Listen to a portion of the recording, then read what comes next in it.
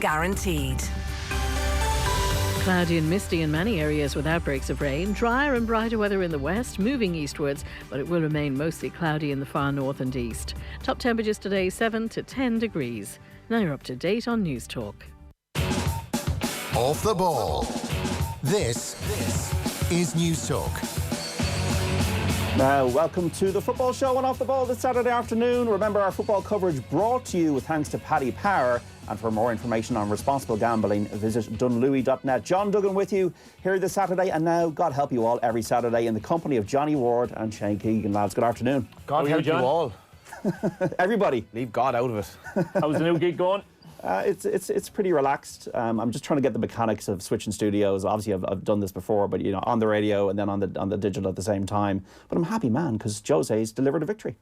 Yeah, we're off to a good start. Maybe you're a fellow Spurs fan. Spurs fan, John. Yeah, for my sins, and I don't know. I've spent 3 days in mourning. Changing my mind every 10 minutes on whether I am happy about this. Well, look, I'm not happy about, but separate the two issues. I'm not happy about the Pochettino thing. It's simple. I know where I stand on that.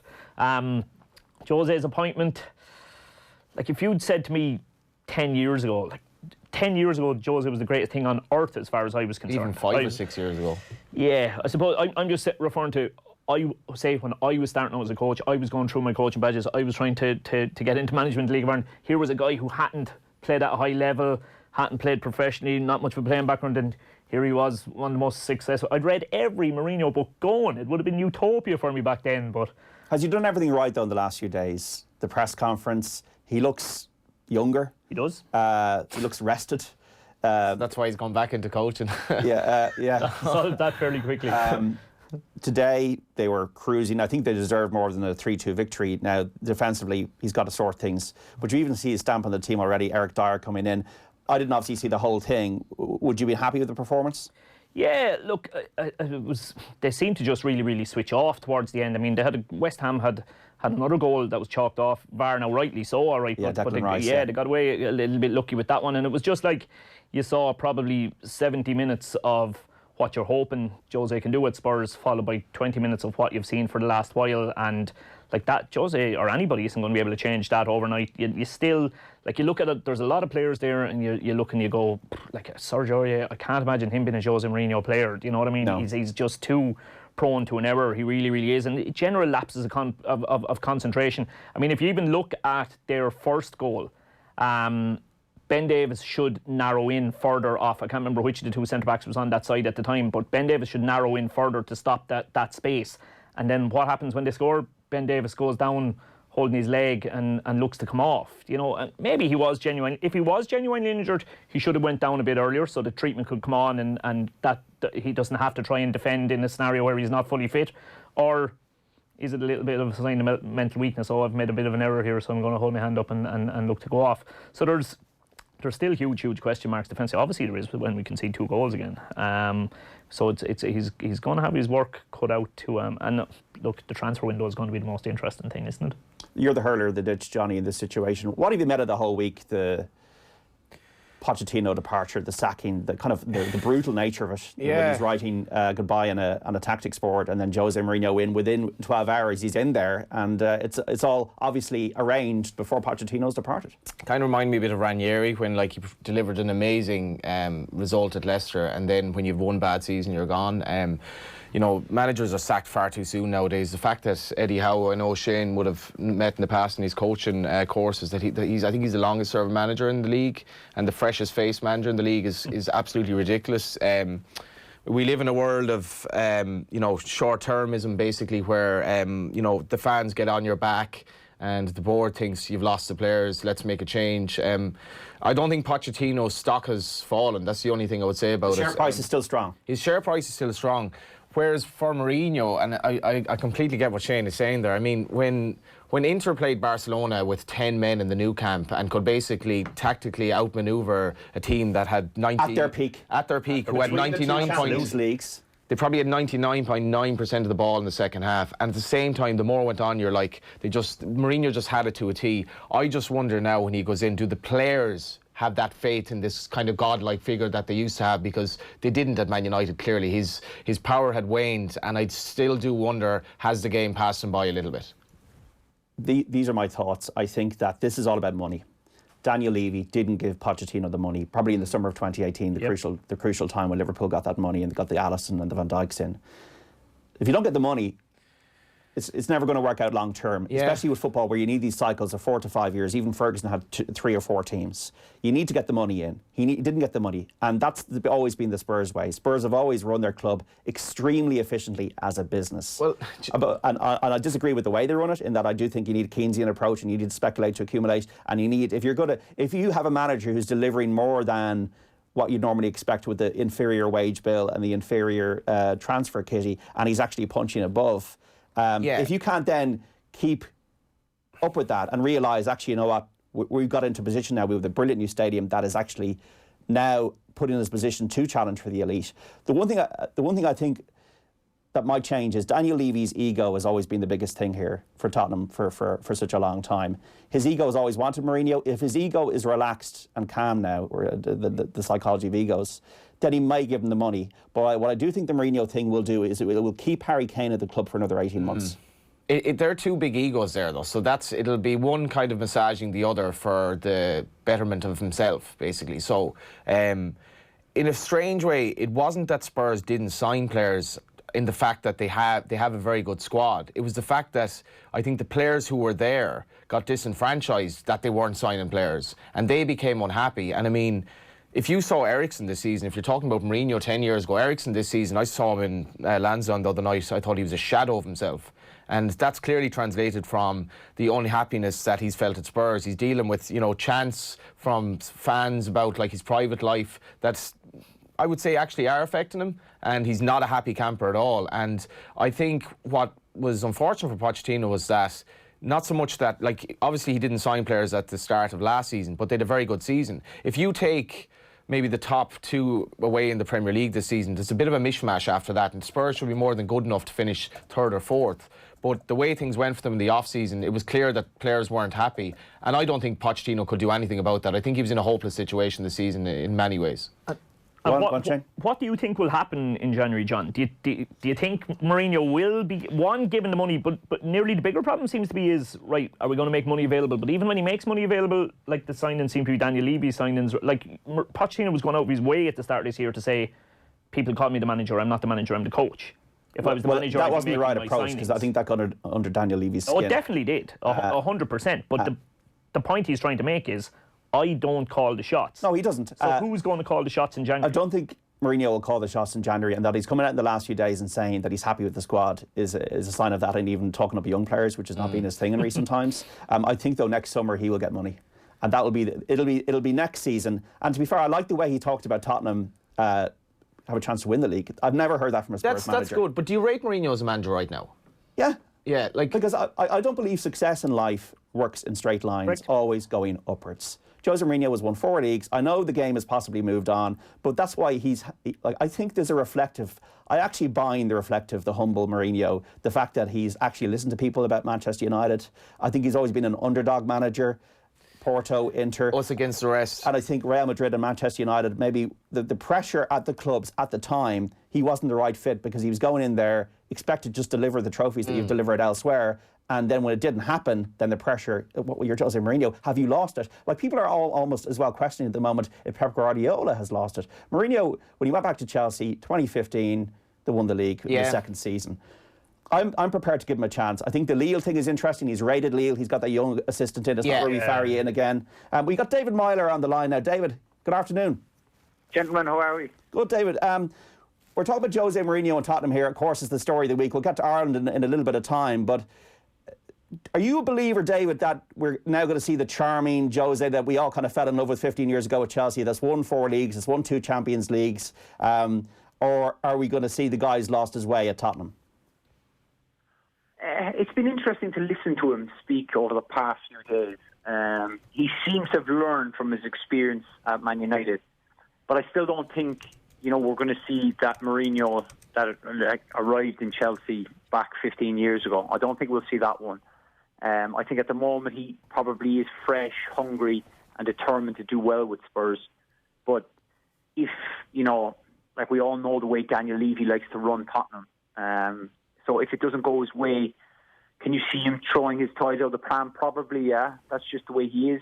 You see he signed a 3.5-year contract because we know he doesn't like to stay longer than 3 years at a club. So it's more of a short-term fix of probably trying to, get a trophy as soon as they can to kind of, bolster the fans, the whole lot. They've got the new stadium, just stuff like that. But it'll be interesting. It certainly will be. Even, today I watched the game against West Ham. For 60 minutes they were brilliant, but then you can see why, they were 14th in the table going into the game because, there's still so many problems.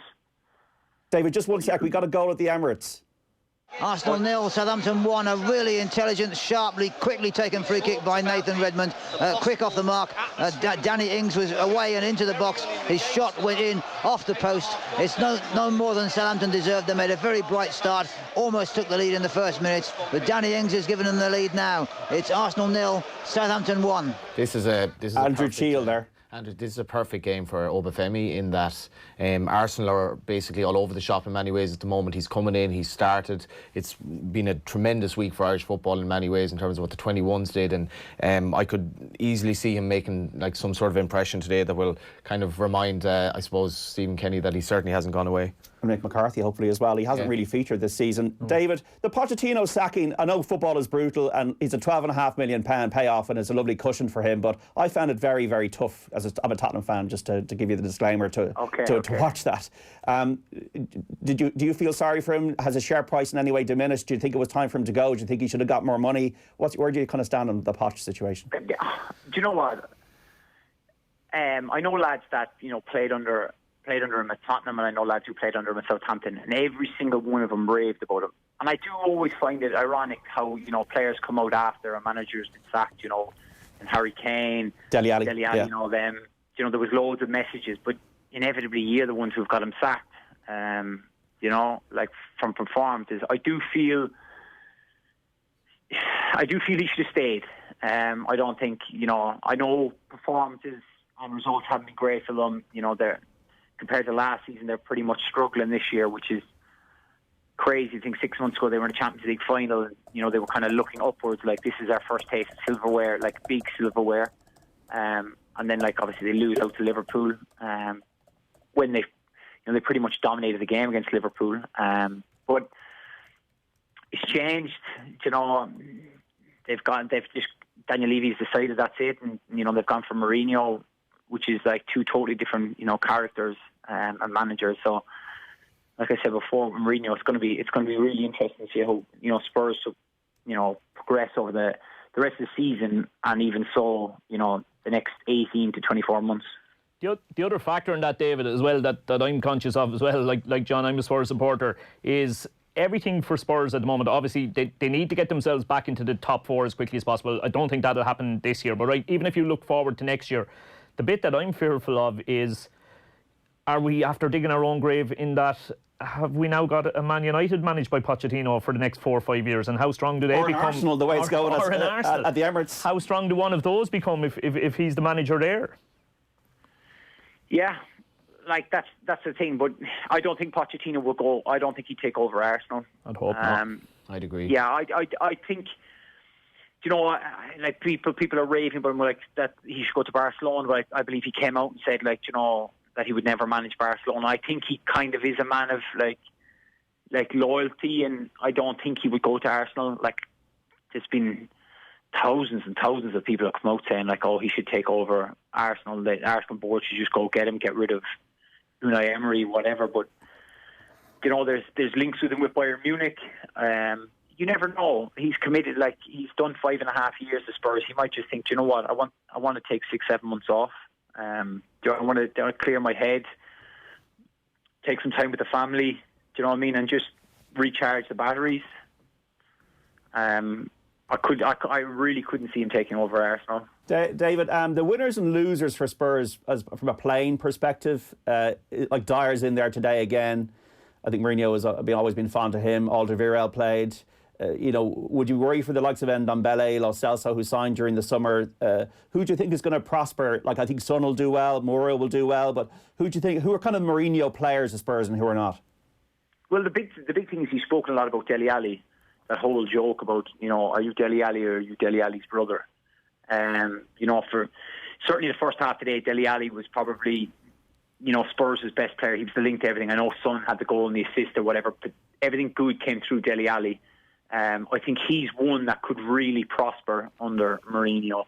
There was talk, then obviously Eriksen coming on, their whole contract situation is a shambles, really, to think that the 4 players, who are really first-team players, are all out of contract in the summer, which isn't good enough because, we're now, coming to the back end of November. They can start talking to clubs in January, like European clubs or whatever, and then you've got those 4 lads, decide that they want to move.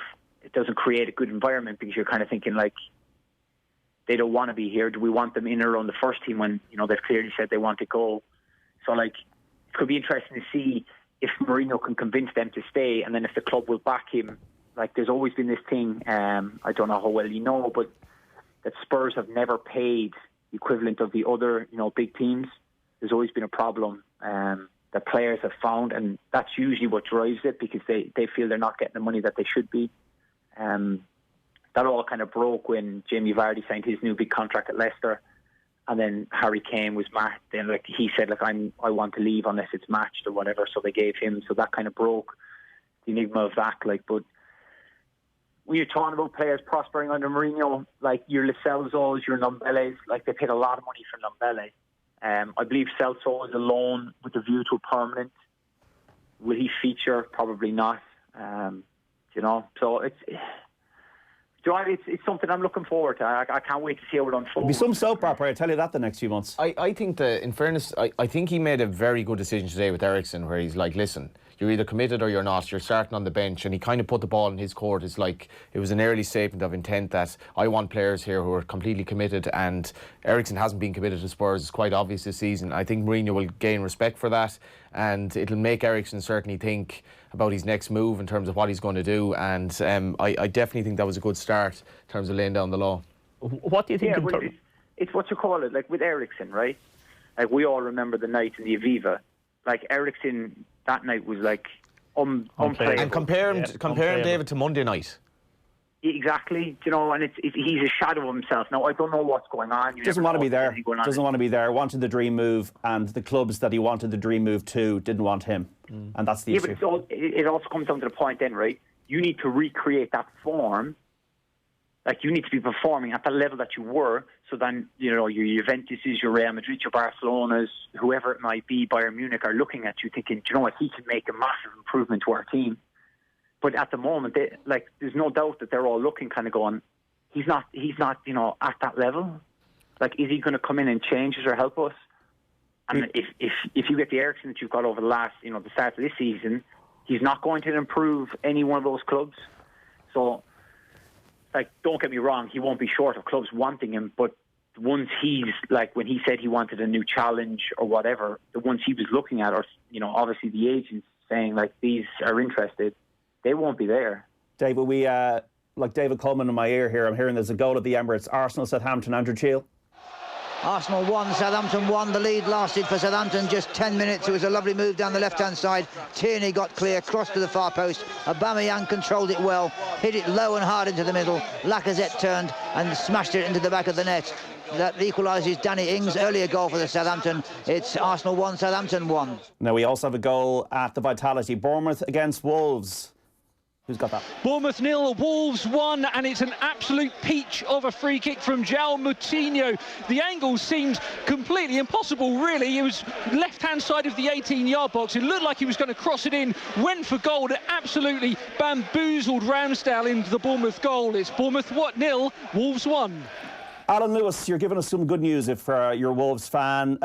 Also, the Lost in Translation. Remember that film from Japan? No, the horse as well, John. He's won the Betfair Chase, 5-4 joint favourite, beating Bristol Demai. I've really let myself down here. I usually come on here kind of half talk about football and watch the racing in the background, but I've forgotten about their racing. I think he's a massive Gold Cup contender. He's a proper horse. We haven't even mentioned Altior and Surname yet.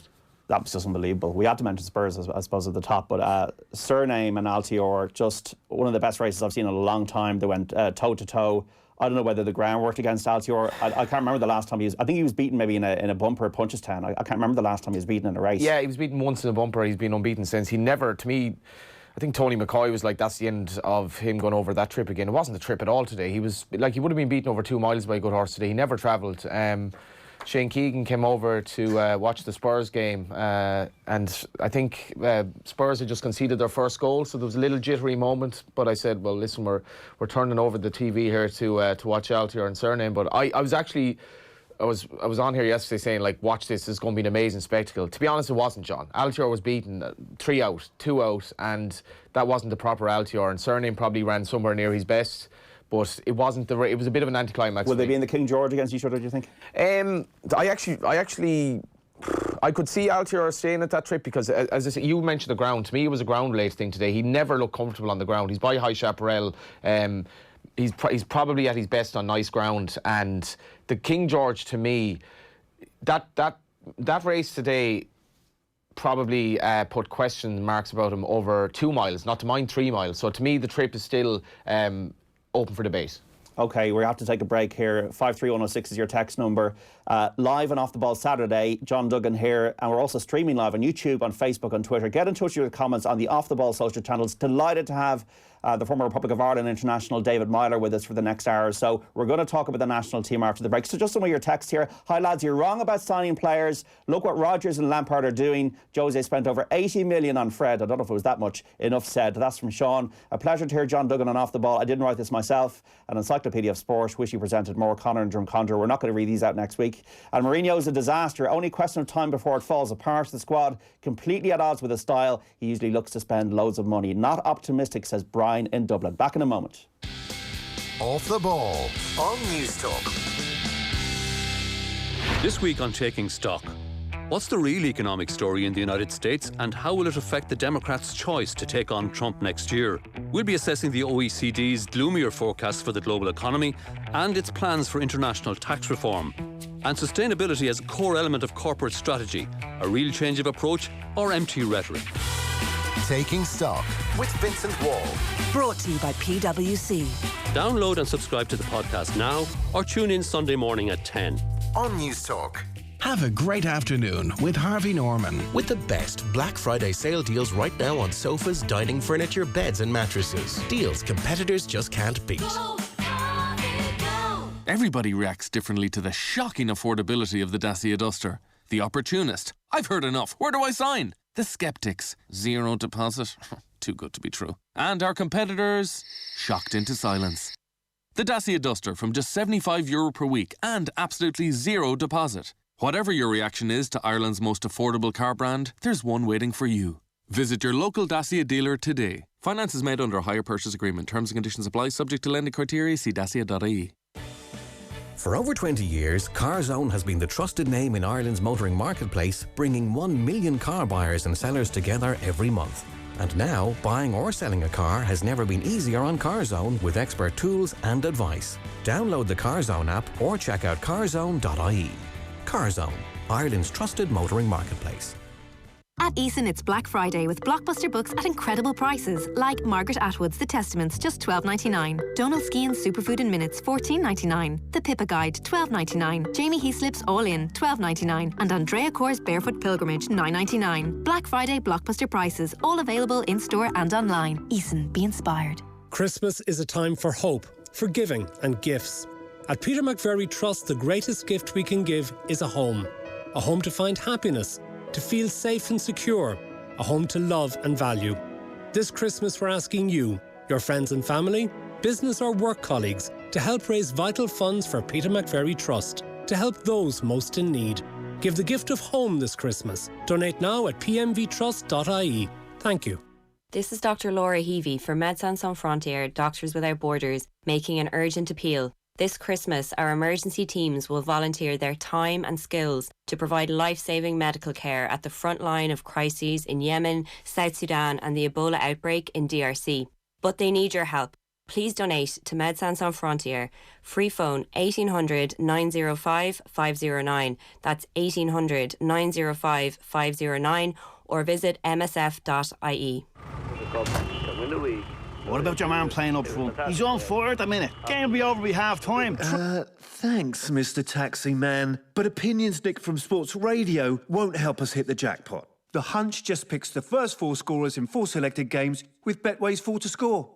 Conversation over. Heed your hunch with Betway's 4 to score for a weekly rollover jackpot. Selections must be submitted before the opening time of each scheduled round. Where there is more than one winner, main prize will be divided between winners. Full terms apply. 18 plus. Dunlewy.net. Taste of Dublin, the ultimate food lovers festival, is bringing a brand new winter edition to the RDS this November 28th to December 1st. Bringing Ireland's best restaurants, chefs, cookery demos, masterclasses, live entertainment and so much more. The perfect place to kick off the festive season. Taste of Dublin Festive Edition, inspired by Tesco Finest. Book now. Tickets from €15. On sale at tasteofdublin.ie. Booking fees apply. At Renault, we're on a mission to drive down carbon emissions. So we created Renault Carbon Rewards, rewarding you for choosing a cleaner car with savings of €3,500 guaranteed on the all-new Renault Clio. For more rewards across our cleaner Renault range, visit Renault.ie or drop into your local Renault dealer today. Finance is made under a hire purchase agreement. Terms and conditions apply. Deposit required subject to lending criteria. See Renault.ie. Rewarding your staff this Christmas? With One for All gift cards, you can gift anything from €15 to €500 completely tax-free. Accepted in over 8,500 outlets nationwide, including Pennies, Argos, M&S, TK Maxx, Tesco and many more. Order at oneforallrewards.ie or place a corporate order at your local post office and you could win a daily prize worth over €100. Terms and conditions apply. The One for All gift card is issued by GVS Prepaid Limited. GVS Prepaid Limited is authorised by the Financial Conduct Authority in the UK and regulated by the Central Bank of Ireland for conduct of business rules. Summer in France is calling. Book early and enjoy 10% off when you sail in style with Irish ferries direct from Dublin aboard the brand new WB Yates. Take the family, take the car, take as much luggage as you like and start your holiday in the most relaxing way possible. Sailing to France has never been easier or more enjoyable. Book now with a deposit of just €100 at irishferries.com. Terms and conditions apply. At Virgin Media, we think everything looks better in red. So this Black Friday, we're tearing up the rulebook with Red Friday. The clock is ticking on our amazing offers. Your time starts now. Go in store or see virginmedia.ie. Football on Off the Ball. With Paddy Power, the greatest football partnership since Shearer and Owen. Now, you're very welcome back to the Football Show on Off the Ball. Remember, our football coverage brought to you with thanks to Paddy Power. For information on responsible gambling, visit dunlewy.net. And John Duggan is my name, with you today. And now, at every Saturday, in the company of Johnny Ward and Shane Keegan in the studio here today, and also David Meyler, the former Republic of Ireland international, on Skype. West Brom, the Championship leaders, 1-0 up against Sheffield Wednesday. Leinster 0, Lyon 0. And we've an update. We know that Liverpool probably the biggest supporter club in Ireland, so let's hear how they're getting on against Crystal Palace with Nigel Bidmead.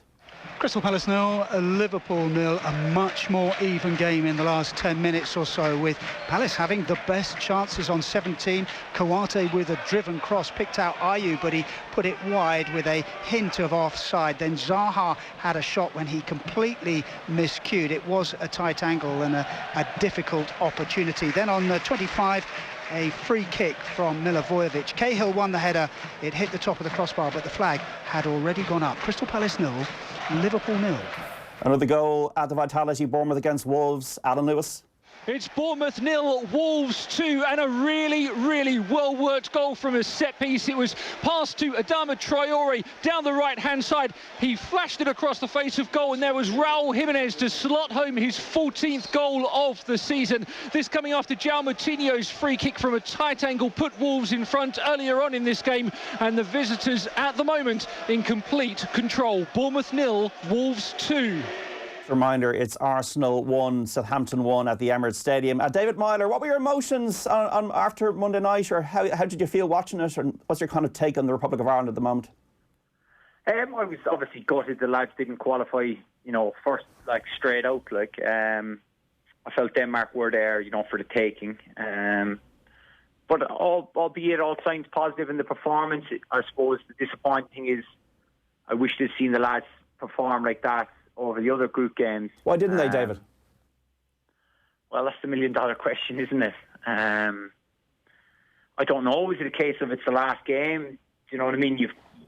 You win the game, you're through. You just got to go for it. But I want to see that performance against Slovakia. That the level of intensity. They were in Denmark's face. Everything just you were just heartbroken when they scored. It's just I don't know why we don't perform like that constantly. Is it a case that it's taken a while for Mick to get the lads into rhythm to play that way, or is it just an Irish thing that we always do this when we're 1-0 down? We always bring out the blood and the guts and the thunder and we go for it. Yeah, but it's everybody's quick to say it's down to Mick or whatever, and it's still more or less the same players, with the exception probably of McGoldrick, that played under Martin and Roy. It's not a lot's changed. I do think McGoldrick is very good at what he does in holding up the ball. He works very well. He was man of the match the other night. He's been the one revelation for Mick in a sense of that he's gotten him playing really well, which is linked up to the other players. But I don't know, is it just this, like you said, this Irish thing where, we go 1-0 down, it's kind of come on, then we have to go and we have to play, we have to get on the ball. Lads. Yeah, well, it's kind of, I endorse what David's saying there. There were a couple of things about Monday night. First of all, Denmark were pants. Denmark have been pants for a while. Yeah, they were poor. They knew that a draw would do them. Eriksson isn't at the races. The Danish press lambasted them after the game. Their coach said they were rubbish. I couldn't I felt after 10-15 minutes Ireland have a real chance here because these lads are not at it. And when you go out to a game half thinking a draw will do us, and Shane would know this better than me, but that's a very negative mindset that Stephen Kenny, for example, would never approach a game like that. So Ireland had that up their sleeves. The second thing is there was a very good atmosphere in the ground. The crowd really got behind them, and I think the players really bought into that. And it was one of them special nights in Lansdowne Road for much of the game. Even when they were 1-0 down, the crowd was behind them, because they were encouraged by what they saw. Thirdly, we're a totally different team with Matt Doherty playing. And as much as he was at fault for the goal, he was very much at fault for the goal. Now, maybe there was some case that there was a mix-up between him and Duffy, but in any event, track your man and be careful. The way he raided down the right, the nonchalant pass, and watch his run for the goal. It's very hard to defend against that. A right back to make that run, and we'll talk about this hopefully in the second half about the 21s. But I've never been as positive about Irish football, and part of it was some of the aspects of our play on Monday night, but because of the way we played in places like Georgia, particularly the game in Tbilisi, those sorts of performances have put us into the situation we're in, not Monday nights. Jane? Okay, a couple of things probably in slight disagreement, right?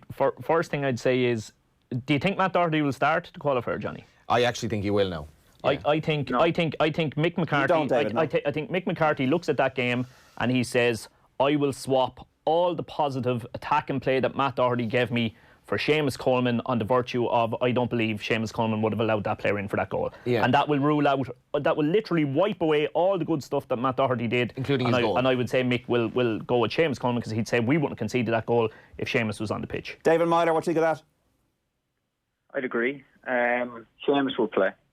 There's no doubt about it. There has to be doubt. Should he play, though? Should he play, David? Well, we've got 4 months. It's for me, obviously people are well aware Seamus is a very good friend of mine, but he's also he's the best right back we have. I think Matt's goal is probably because of the way he plays at Wolves as a wing back or whatever. He gets himself into those positions and he reads the situation, he times it very well, and it's a great finish. He doesn't have to necessarily defend as much as Seamus. That Seamus is playing right back, and then Matt has also 3 centre halves covering him. Like if that's a right Wolves game, if that's a Wolves game, David, that's the outside of the right hand side of their back three. He deals with that all day long at club level. So Matt's not tuned into having to do that. No, but the other thing is, like, if you looked at Leo Connor's performance for the 21s the other night, this is a dynamic attacking fullback, and basically fullbacks are as much defending as attacking nowadays. You look at like Liverpool's two of the best players for assists in the Premier League are Liverpool's fullbacks, right? Doherty offers far more than Coleman, and I think David's point that he will definitely start. He's not starting for Everton today, for example. That's so right, yeah. I'm not sure if his season is going to derail at this stage, which it might well, because if he's in the form he was in Copenhagen or Tbilisi for Everton, he hasn't a prayer of playing, and that for Mick will be a big. I think David will be a big kind of deciding factor as well, depending on his form between now and March. David, can I ask you as well? Right, while I did obviously the improvement was vastly improved. I think an awful lot of that has got to do with Dave McGoldrick, who I thought was absolutely superb on the night.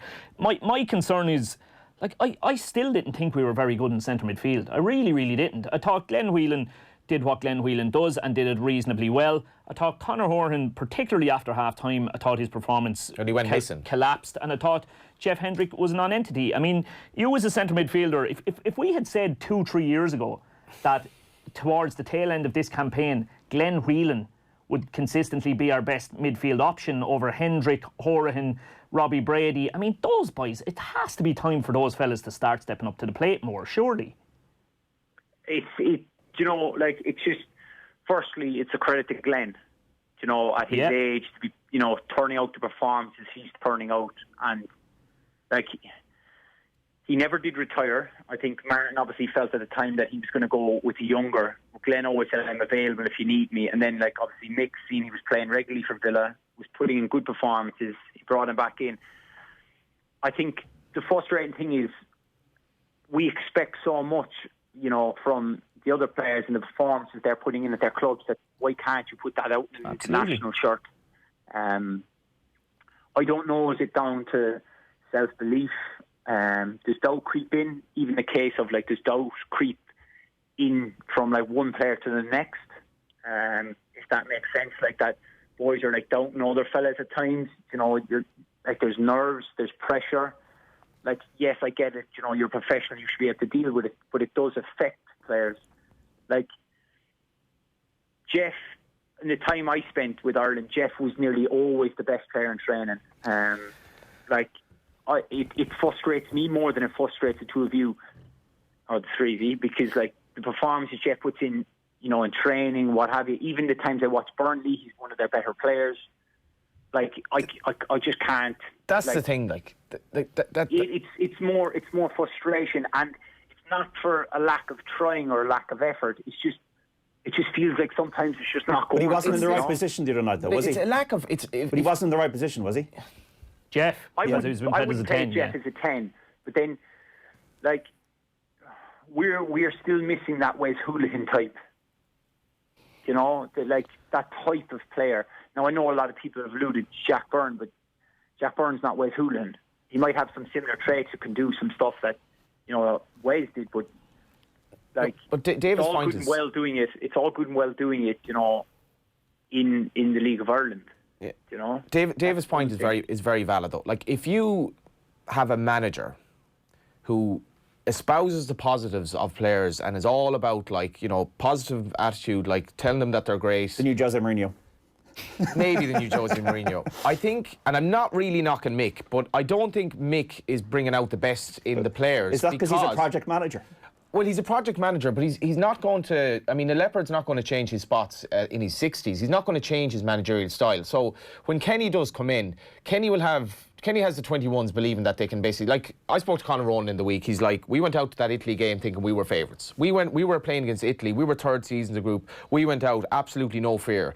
I spoke to Kenny when they were playing Brazil in the Toulon tournament. He said, we will not be sitting back here. And this is a team that were far better than Ireland, right? So Horan, like, has so much more ability than he's shown for Ireland, as does Hendrick, but they seem inhibited by this lack of confidence in where they fit in the system, the belief that the manager has in them, and ultimately what they can achieve for Ireland, which is an awful lot more than they have. Crystal Palace have scored. Crystal Palace 1, Liverpool 0, scored to follow. It's Leinster 10, Lyon 0 in the Champions Cup. David Meyler, what do you think what Johnny's saying there?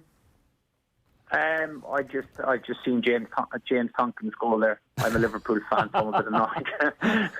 You're distracted. You're a bit distracted. Yeah, like I genuinely don't. I can't put my finger on it. You know, like I speak to so many people about it and whatever. Like I'm good friends with Connor. Connor is brilliant. He is an exceptional left foot. I just don't know what it is. Is it like? I don't know. Like it must come down to confidence playing with Ireland. Like I relished it and I cherished it. And like you know, people like it's so difficult because you know these lads they're all desperate to be there. They're all desperate to play, but they don't perform the same way as they do with their clubs. Is that because there's too much expectation from the public and from the nation, David? I wouldn't say so, no, because like you know we're not littered with talent. It's not the team of Robbie, Shea, Dunny, like Shazy, all them years ago where they had more expectation because they were all playing at top, Premier League clubs. You know, I don't think we have the expectation they do. I think the Irish fans are just football mad and desperate for us to do well. That they want us to qualify for these tournaments because, a tournament, everybody says that a tournament is better when Ireland are there. You look at, France, Ireland winning the award for the fans and whatever. Like, I just think we're also just desperate to get to these tournaments. One more question before I bring in the lads here again, David. Which players would you like to see playing in Slovakia that weren't on the starting 11 the other night? Anybody? Ooh. Includes Seamus Coleman. Yeah, of course. This sounds like Who Wants to Be a Millionaire. Yeah. Because I phone a friend. On a hurry. 50-50. But obviously, right, if you look at it, I think Mick will go with Randolph in goal. He'll play Seamus right back. This is provided that nobody is injured. I believe no one's suspended. He'll go Seamus, he'll go Duffy, he'll go Egan, he'll go Enda Stevens, he'll play Glenn, he'll probably play Jeff. He'll probably go Jeff and I'd say Connor. Then he'll probably play McLean, McGoldrick and Callum Robinson. I think he'll play Callum Robinson. That right side of the front three really is the only place. That goal was overturned, by the way. Still Palace 0, Liverpool 0. Yay, happy days. I'm saying the right side of the front three, Shane, though. How McLean is getting his place at this stage. I mean, his attitude is first class, but his delivery from wide areas has become so, and you could really feel it in the crowd the other night that they've really kind of sort of turned on him because of his performance in Georgia was very, very poor. But generally he was never the most talented player in the world, but just as maybe age has caught up to him a bit. But just on David's point there, you asked him about is the Irish expectation too great? Our expectation was bloody well rock bottom at the start of this campaign. We had 2 shots on target against Georgia, and people were hailing it as a very good performance. So I was gobsmacked. I was like, is this where we're at now? We beat Georgia 1-0 at home with 2 shots on target, and everyone was like, geez, this is great. I was I think we're just always clinging on to something, though. We're clinging on to Troy Parrott being the next superstar. He's not even 18 yet. You watched the 21s the other night. Sweden come in, they're in their faces. It's 1-0 at half time. Ireland are battered. They come out and say, screw this. We're the team that should be dominating this game. Whereas the senior team, it's just like there's no belief there whatsoever. And yeah, but I think you're letting the players off the hook too easily. You're kind of laying the blame at Mick's feet there. Stephen's able to give everybody loads of confidence. Mick doesn't seem to be able to. Stephen's obviously able to give David McGoldrick loads of confidence. Mick is obviously able to give David McGoldrick loads. I'm just saying, for some reason the players aren't performing to the level that they should be, particularly those midfield duo. 53106. Lads, McLean as a footballer is not good enough. What does he offer in the wing? A great attitude, 100% committed, but we need better. That's from Gary and Abbey Leaks. If you think Denmark were playing in anything but first gear, you're off your head. Mick messed up against Denmark, taking off our only dead ball specialist in a match that scuppered our chances of a goal in the last 10 minutes. Constantly picking Jeff Hendrick should warrant the sack on its own. 53106. Poch gets sacked this week. JD makes his debut. Did Off the Ball know something before everybody else? That's Kelly and Meath. Once again, no more JD text next week. And here we go. The same anti-United boys who laid into us for JM becoming coach, that's Jose Mourinho, parked the bus, poking that fella's eye, the whinging, the drama, never going to work. Worst thing they could have done, are all giving it the opposite now because at Spurs it'll end badly. You know it, I know it, everyone knows it. The end. And that's from Jim. My father, John, is 65 years of age, Spurs supporter all his life, and he said during the week, it's the first time I've ever contemplated changing teams. That is how bad he felt about it. Isn't that shocking? He'd be one of these purists and thinks Mourinho is all defensive and classless and all this kind of crack, but he's probably not the only one who thinks that way. I like Mourinho. I'm a Mourinho fan. I'm probably the only one. Leinster 10, Leon 0. Max Deegan scored that Leinster try. David Meyler, Slovakia, Northern Ireland and Bosnia. Are you shaking in your boots? What's your kind of view? 2 away games. Are we going to get to the Euros? Yes, we'll get to the Euros. Good man. I'm not gonna like blind faith. Would never. Well, Kevin Doyle said the opposite. Interesting. What did Kevin say? Well, Kevin said that he was kind of pessimistic about our chances of qualifying with the matches we have ahead of us. Yeah, but like I'm not going to sit here and say like, do you know what I mean? That's the thing with us being, you know, like in any of the games I played in when we went to Germany away, Austria away, you know, Wales away. We always felt we could get something. We could get a result. Like, you know, that's just who we are. Like we. You know, there's like that never say die attitude. Like we just continue to like fight, and you know, and like the pressure's on Slovakia. You know, look at it; they're at home. Like let's just go there, and I think like we do pull out performances away from home, so that's why I think like we'll go there and we'll beat them. Probably fair to say, though, David, that we should be scrubbing up on our penalties. You'd imagine, shouldn't we? I don't even want to think about it. I couldn't watch that. It's like the most. Well, I hope Mick practices penalties, because you know what happened in 2002. They didn't practice penalties, and look what happened. This is actually part of the wider debate about Ireland's relationship with football in general. But like the 1990 World Cup, which was celebrated as this amazing thing where we basically didn't win a game. We didn't win a game, and we may have to qualify for the playoffs by not winning either game and boring our way to 2 snooze fest 0-0 draws and hoping for the best. Okay, we got some half times. Sorry, you go on. Look at when we qualified for the Euros in 2016. Nobody remembers, you know, the game in Glasgow. Nobody talks about it. You know how bad that was.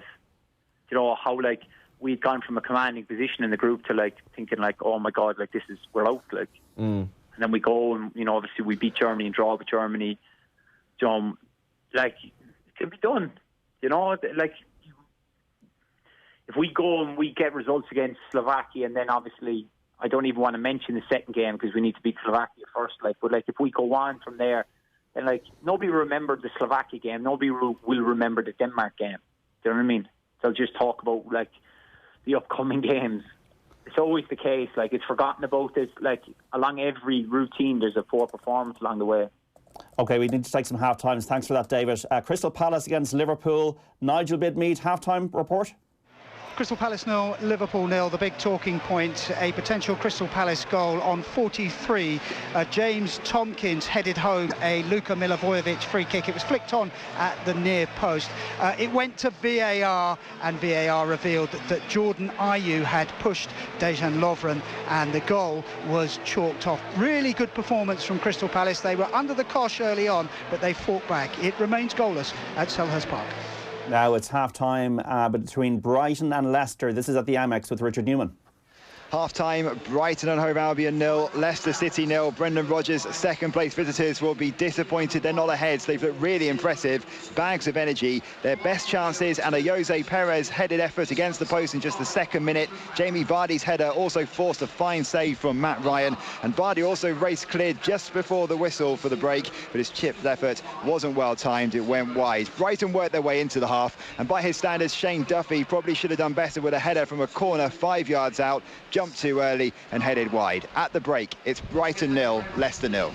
And half-time between Everton and Norwich. Paul Anthony. Very low-key, but both teams did have opportunities to get the noses in front. For Everton, Mason Holgate, Seth Tosun and Tom Davis all had efforts on goal, all easily saved by Tim Krul. While for the visitors, Sam Byron had a couple of chances saved by Pickford. Pukki Farrad narrowly wide when he looked odds on to score, and then Handers forced the Everton keeper to make a fine save down to his right-hand side. At the break, it'll be the visitors that are the happiest of the two sides. It's been low-key, but at half-time it's Everton 0, Norwich 0. And half-time of the Vitality between Bournemouth and Wolves with Alan Lewis.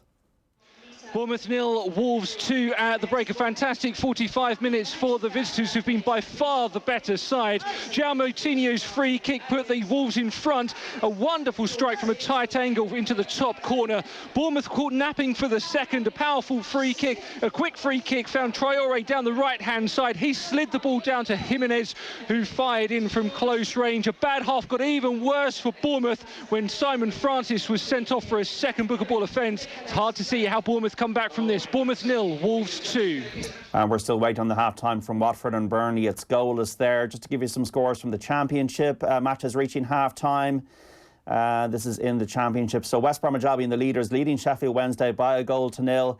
Full-time from earlier on, Charlton 2, Cardiff City 2. Half-time, Blackburn 1, Barnsley 0, Brentford 0, Reading 0, Bristol City 0, Nottingham Forest 0. It's Derby County 1, Preston North End 0, Huddersfield Town 0, Birmingham City 0, Luton Town 0, Leeds United 0, Stoke City 0, Wigan Athletic 1 and Swansea City 0, Millwall 0. Have you got a question for the great David Meyler? Republic of Ireland international course, 26 times I think he was capped, and proud Cork man. He's on with us until 4:30. This is Off the Ball Saturday on News Talk. John Duggan with you until 8 o'clock this evening as we're bringing you live commentary of Munster against Racing 92 from Thomond Park. 53106 on the texts. You got a question as well for Johnny Ward or for Shane Keegan in studio. We're streaming live on YouTube, Facebook and Twitter. Get in touch with your comments on the Off the Ball social channels. Back in a moment. Don't go away.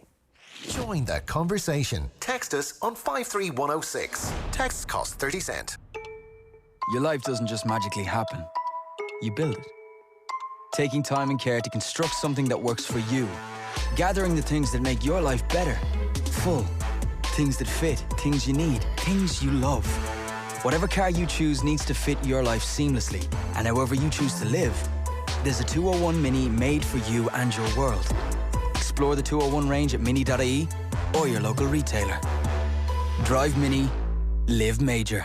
Our Black Tag sale is now on at Curry's PC World. Get your kitchen ready for Christmas with an LG American-style fridge freezer with water and ice dispenser from $9.99. Pick up the Krupp's Dolce Gusto Oblo coffee machine for only €34. Or upgrade to a DeLonghi Bean-to-Cup with selected models better than half price from $3.99. And save a massive €270 on the iconic KitchenAid Artisan Stand Mixer, only $329. We won't be beaten on price, so get in-store or online at currys.ie. T's and C's apply.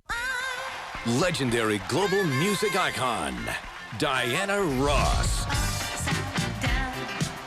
Live at the Royal Hospital, Kilmainham. Friday, June 26th, subject to license. Tickets $125.25 go on sale this Monday at 9 a.m. May be subject to fees. Diana Ross, live. Presented by Aiken Promotions in association with Pod Concerts. A mother's fear runs deep. The fear of violence, the fear of starvation. But a mother's love runs deeper. Mothers like Nazra.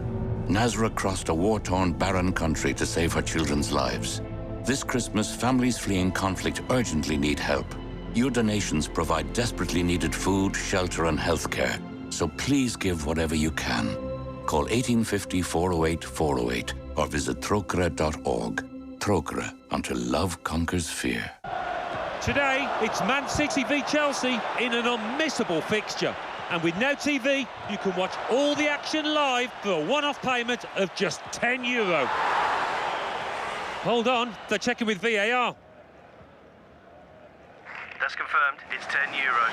We've got a game on our hands now. So, to only pay for the games that matter to you, grab a Now TV Sky Sports Day Pass. Search Now TV Sports. 18 plus, content streamed via internet, full terms apply. Rewarding your staff this Christmas? With One for All gift cards, you can gift anything from €15 to €500 completely tax-free. Accepted in over 8,500 outlets nationwide, including Pennies, Argos, M&S, TK Maxx, Tesco and many more. Order at oneforallrewards.ie or place a corporate order at your local post office and you could win a daily prize worth over €100. Terms and conditions apply. The One for All gift card is issued by GVS Prepaid Limited. GVS Prepaid Limited is authorised by the Financial Conduct Authority in the UK and regulated by the Central Bank of Ireland for conduct of business rules. Hurry to the B&Q Tool Shop. 20% off power tools end Sunday. Like the Bosch Universal Impact Combi Drill was €98, now only €78.40. You can do it when you B&Q it. Excludes DeWalt 18-volt 4-amp Combi Drill, Dremel 3000 15-piece and power tool clearance. Hence 24th of November, subject to availability. It's time to trade up to a new Peugeot at Gowan Motors, Navan Road. Right now, selected Peugeots come with Peugeot Drive Time. That means flexible payment options, 5-year warranty, and up to €750 deposit contribution or up to €4,000 scrappage allowance. Available now at Gowan Motors, Navan Road. Terms and conditions apply. Just when you thought all Black Fridays are the same, there's no need to get excited. Easy Living comes along with an exclusive sale and you are personally invited. Designer deals, absolute steals in living, dining and more. Sofas and chairs, beds and homewares. Online and in every store. But you won't find these offers anywhere else. So hurry before it's too late. The Easy Living Interiors Black Friday sale, definitely worth the wait. Easy Living Interiors, Cork, Waterford, Navan, Naas, Sandyford, Drogheda and Wexford. Sale now on. Cozy up with great winter reading in this week's Sunday Independent. Read Joe Schmidt's deeply personal interview with Brendan Fanning. Francis Brennan remembers his first girlfriend. Colm the Bean takes a wry look back at life and literary success. Ronan Tynan tells Niamh Horan about the day someone tried to run him over in an SUV. And in business, 30 rising stars under 30. Plus, to finish, Rachel Allen's lovely cakes for your cup of tea. The Sunday Independent, the complete read. Across Ireland. This is the IMRO Radio Awards Station of the Year. This is News Talk. Good evening, I'm Tina Gates.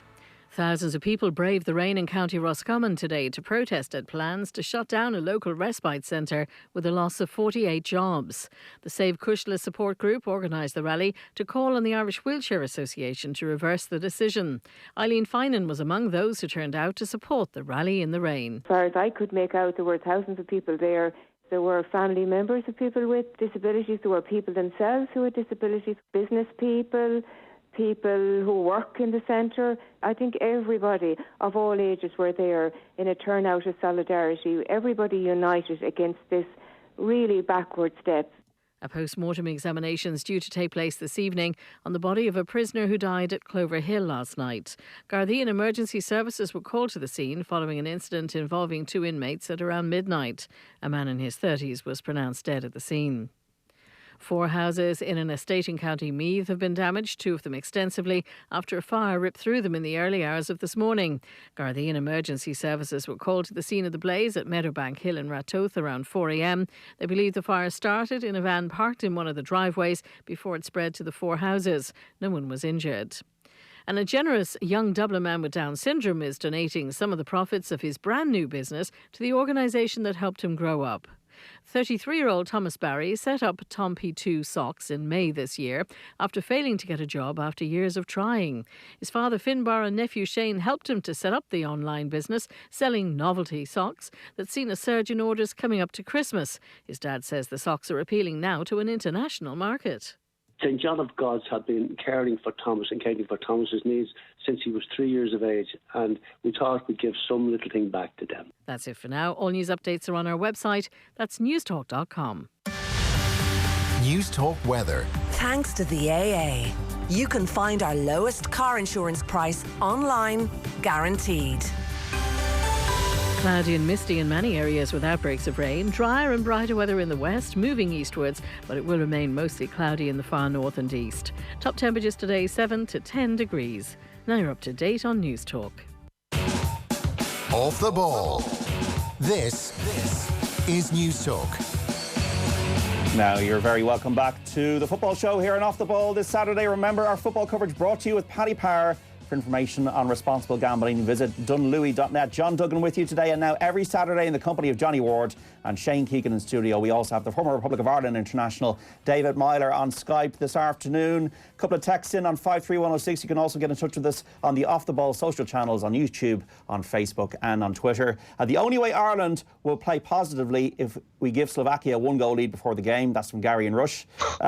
If we're to regress to the Euros, Mick clearly now needs to make some brave decisions for the Slovakia game. Duffy needs to remain as captain. Coleman did not acquit himself well enough as captain in the qualifiers. That was also particularly evident against Switzerland. I firmly believe Doherty also needs to start. That's from Tom. And a question for David Meyler here. What is Jose like on the sideline? When you're playing, can you hear him? Basically, what I want to know is he anything like Davy Fitz? That's from Greg and Clare. He's nothing like Davy Fitz anyway, I tell you that much for free. Davy's a right character, but so is Jose. No, you wouldn't really hear many managers, and if you do, you wouldn't really hear, your opposition manager kind of taking, if your own manager is barking orders, then you're listening really to him. But by all accounts, I once had an experience with Jose. My little girl was sick and she was waiting outside the doctor's room at the stadium, and Jose was sitting outside the changing room. My wife was there with my daughter, and Jose stopped and started chatting to them. So by all accounts, he was nice to my family. Forget Davy Fitz. Is he anything like John Meyler? No. But like I actually say that to my dad. It's when Cork had their best games when he was full of action on the line. If you remember the Limerick game, when he was up in arms, and do you know what I mean? That was the Nicky Quaid save, was it, David? They were very unlucky not to reach the All-Ireland final. No. In the Munster round robin. Yeah. They had lost they lost the tip in the opening game, then they went away to Limerick. But he was up and down the line, running around and all the whole lot. And I just said, that's when you're at your best. Do you know what I mean? It's not when you're standing leaving other fellas bark orders. David, I can't get over the 22nd century look of the kind of the environs behind you there with all these beautiful signed shirts. Just explain this kind of futuristic intergalaxy football extravaganza. It looks like you're in the David Meyler Museum that we don't even know about. Yeah, well, obviously people of the younger generation know that I stream FIFA. I play quite a lot of FIFA, but so I basically have a home office built here. I've got stuff on this wall. Obviously, you can see stuff behind it. I've got more stuff here. I've just got, I think that's 12. Yeah, I've got 12 shirts. My OCD is killing me. If you see on this side, there should be another 3 down there. So we're adding them. But if I move, you can see it's like you've Fabregas, Lampard, Seamus, John Terry, Zlatan, Messi, Silva, Kane, Lana, Henderson, Gerrard, and Pogba. So there must be some.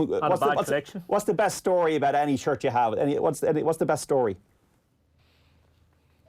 Probably, like, I never played against Messi. That's a Messi Barcelona shirt. One of my friends who played with Liverpool played against them, and I was like, get me the shirt, blah, blah, blah. So he got me the shirt. He actually has a Suarez one for me that he's meant to give me. It's the away one from, when Liverpool beat them. Was it, the comeback one at Anfield? He's got that shirt for me, so that will go up on the wall eventually. Probably the best one is Zlatan. I had asked Zlatan for his shirt after the game. He said no problem, and it's just the way it holds the tunnels where the change rooms are. You come out and you meet in the middle to exit, and Zlatan happened to be straight in front of me. And I've always had this thing that I carry a Sharpie marker in my wash bag, just in case if I ever do swap a shirt. And I saw him, and Zlatan had actually said, could I give him my shirt, because he wanted to have one from every team.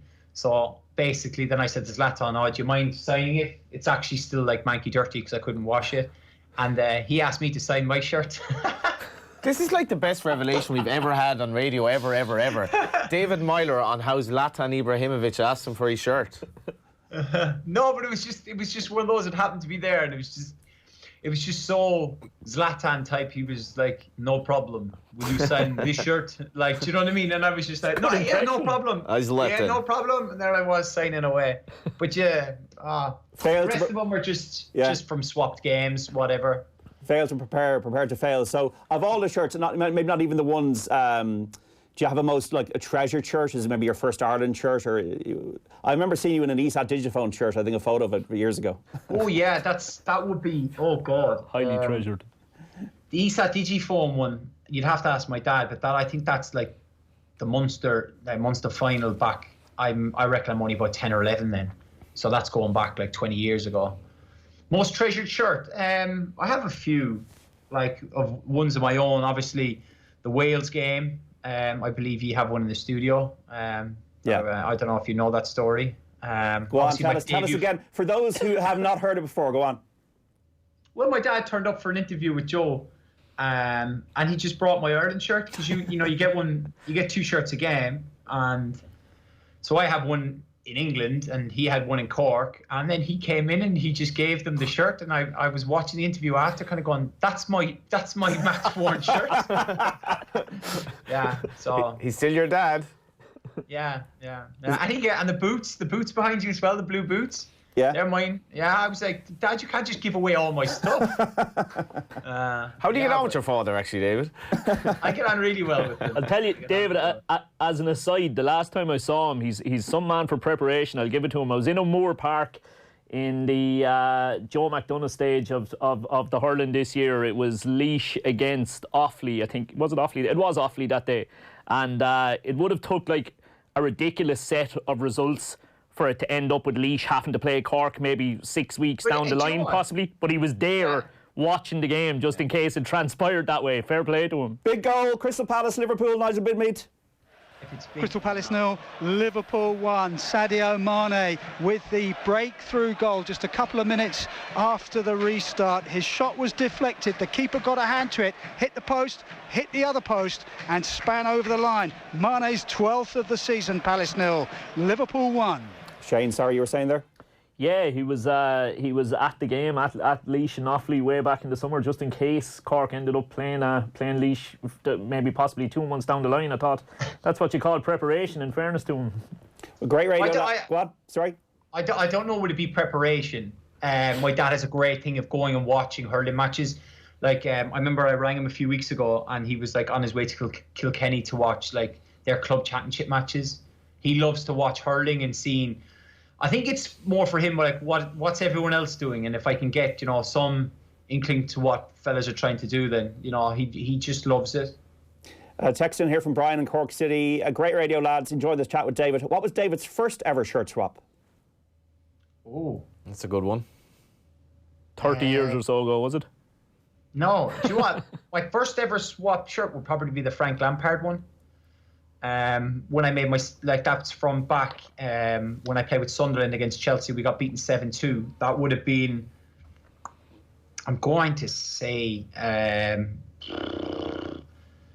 like the start of 2010. So that would have been the first shirt I swapped, because swapping shirts was never a thing. Like you never did it at underage, or I never did it in reserve games or under 21 games. So that would have been the first shirt I swapped. There's a beautiful iconic photo of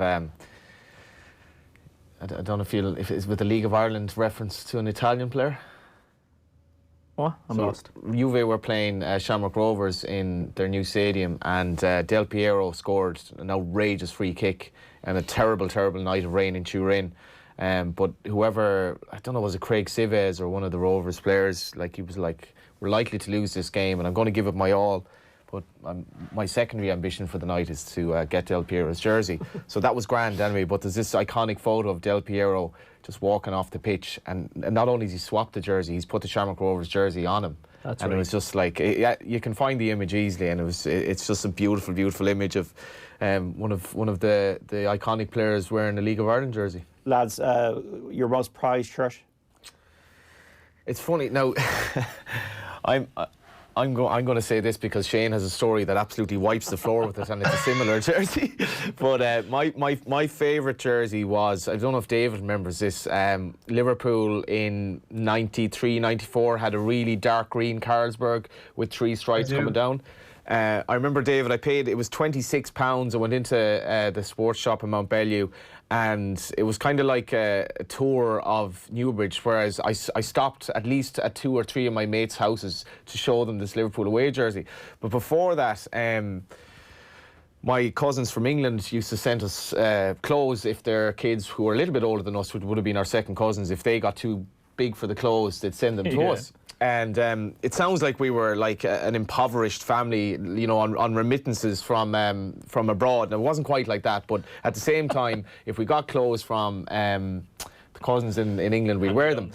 Anyway, lo and behold, I'm about, like, I'd say about 7 or 8 years of age, and I get this Maradona jersey, right? And this jersey now, if you looked at it, it was an O'Neill's Argentina Maradona jersey. It wasn't even attempting to be a rip-off. Very genuine. So you're like your Louis Vuitton bag that isn't a Louis Vuitton bag. This had O'Neill's on it, but it had Maradona 10 at the back, and the 7 or 8-year-old Johnny Ward didn't know the difference. And I went out into the backyard that day. I never scored goals, and went into the school, went out the backyard, scored a hat-trick, and I thought I was Maradona. And I thought that was a great story until Shane Keegan has this. No, I actually prefer your one. Drum roll for Shane Keegan. Here we go. The first jersey I ever would have been Maradona's 1986 World Cup. I was born December 81, so it would have been 4, let's say. And about 30 years later, maybe thereabouts, my mother was at a charity function, a charity benefit thing, and one of the things they were doing was a silent auction. And she has since admitted to me that she had had a couple of glasses of wine, I suppose, maybe, when the next thing that came up for auction was a signed and framed Diego Maradona jersey, Argentina jersey, which was, as I say, going up in the silent auction. So, lo and behold, it's currently mine. I absolutely dread to think how much money she put, considering. And utterly genuine. There's no. Utterly genuine. How can you prove that? There's one of these certificates, authentication certificates with it. Yeah. So. Don't tell anybody where you live now, Shane, because that's worse. I actually think David Meyler might nick it on you. I've actually got a Pele one. Wow. Something similar in the silent auction. I was at one, and there was a Pele shirt, and it was actually, as you say that, I was at Kieran Clark's house a few weeks ago, and he's got a signed Maradona one as well.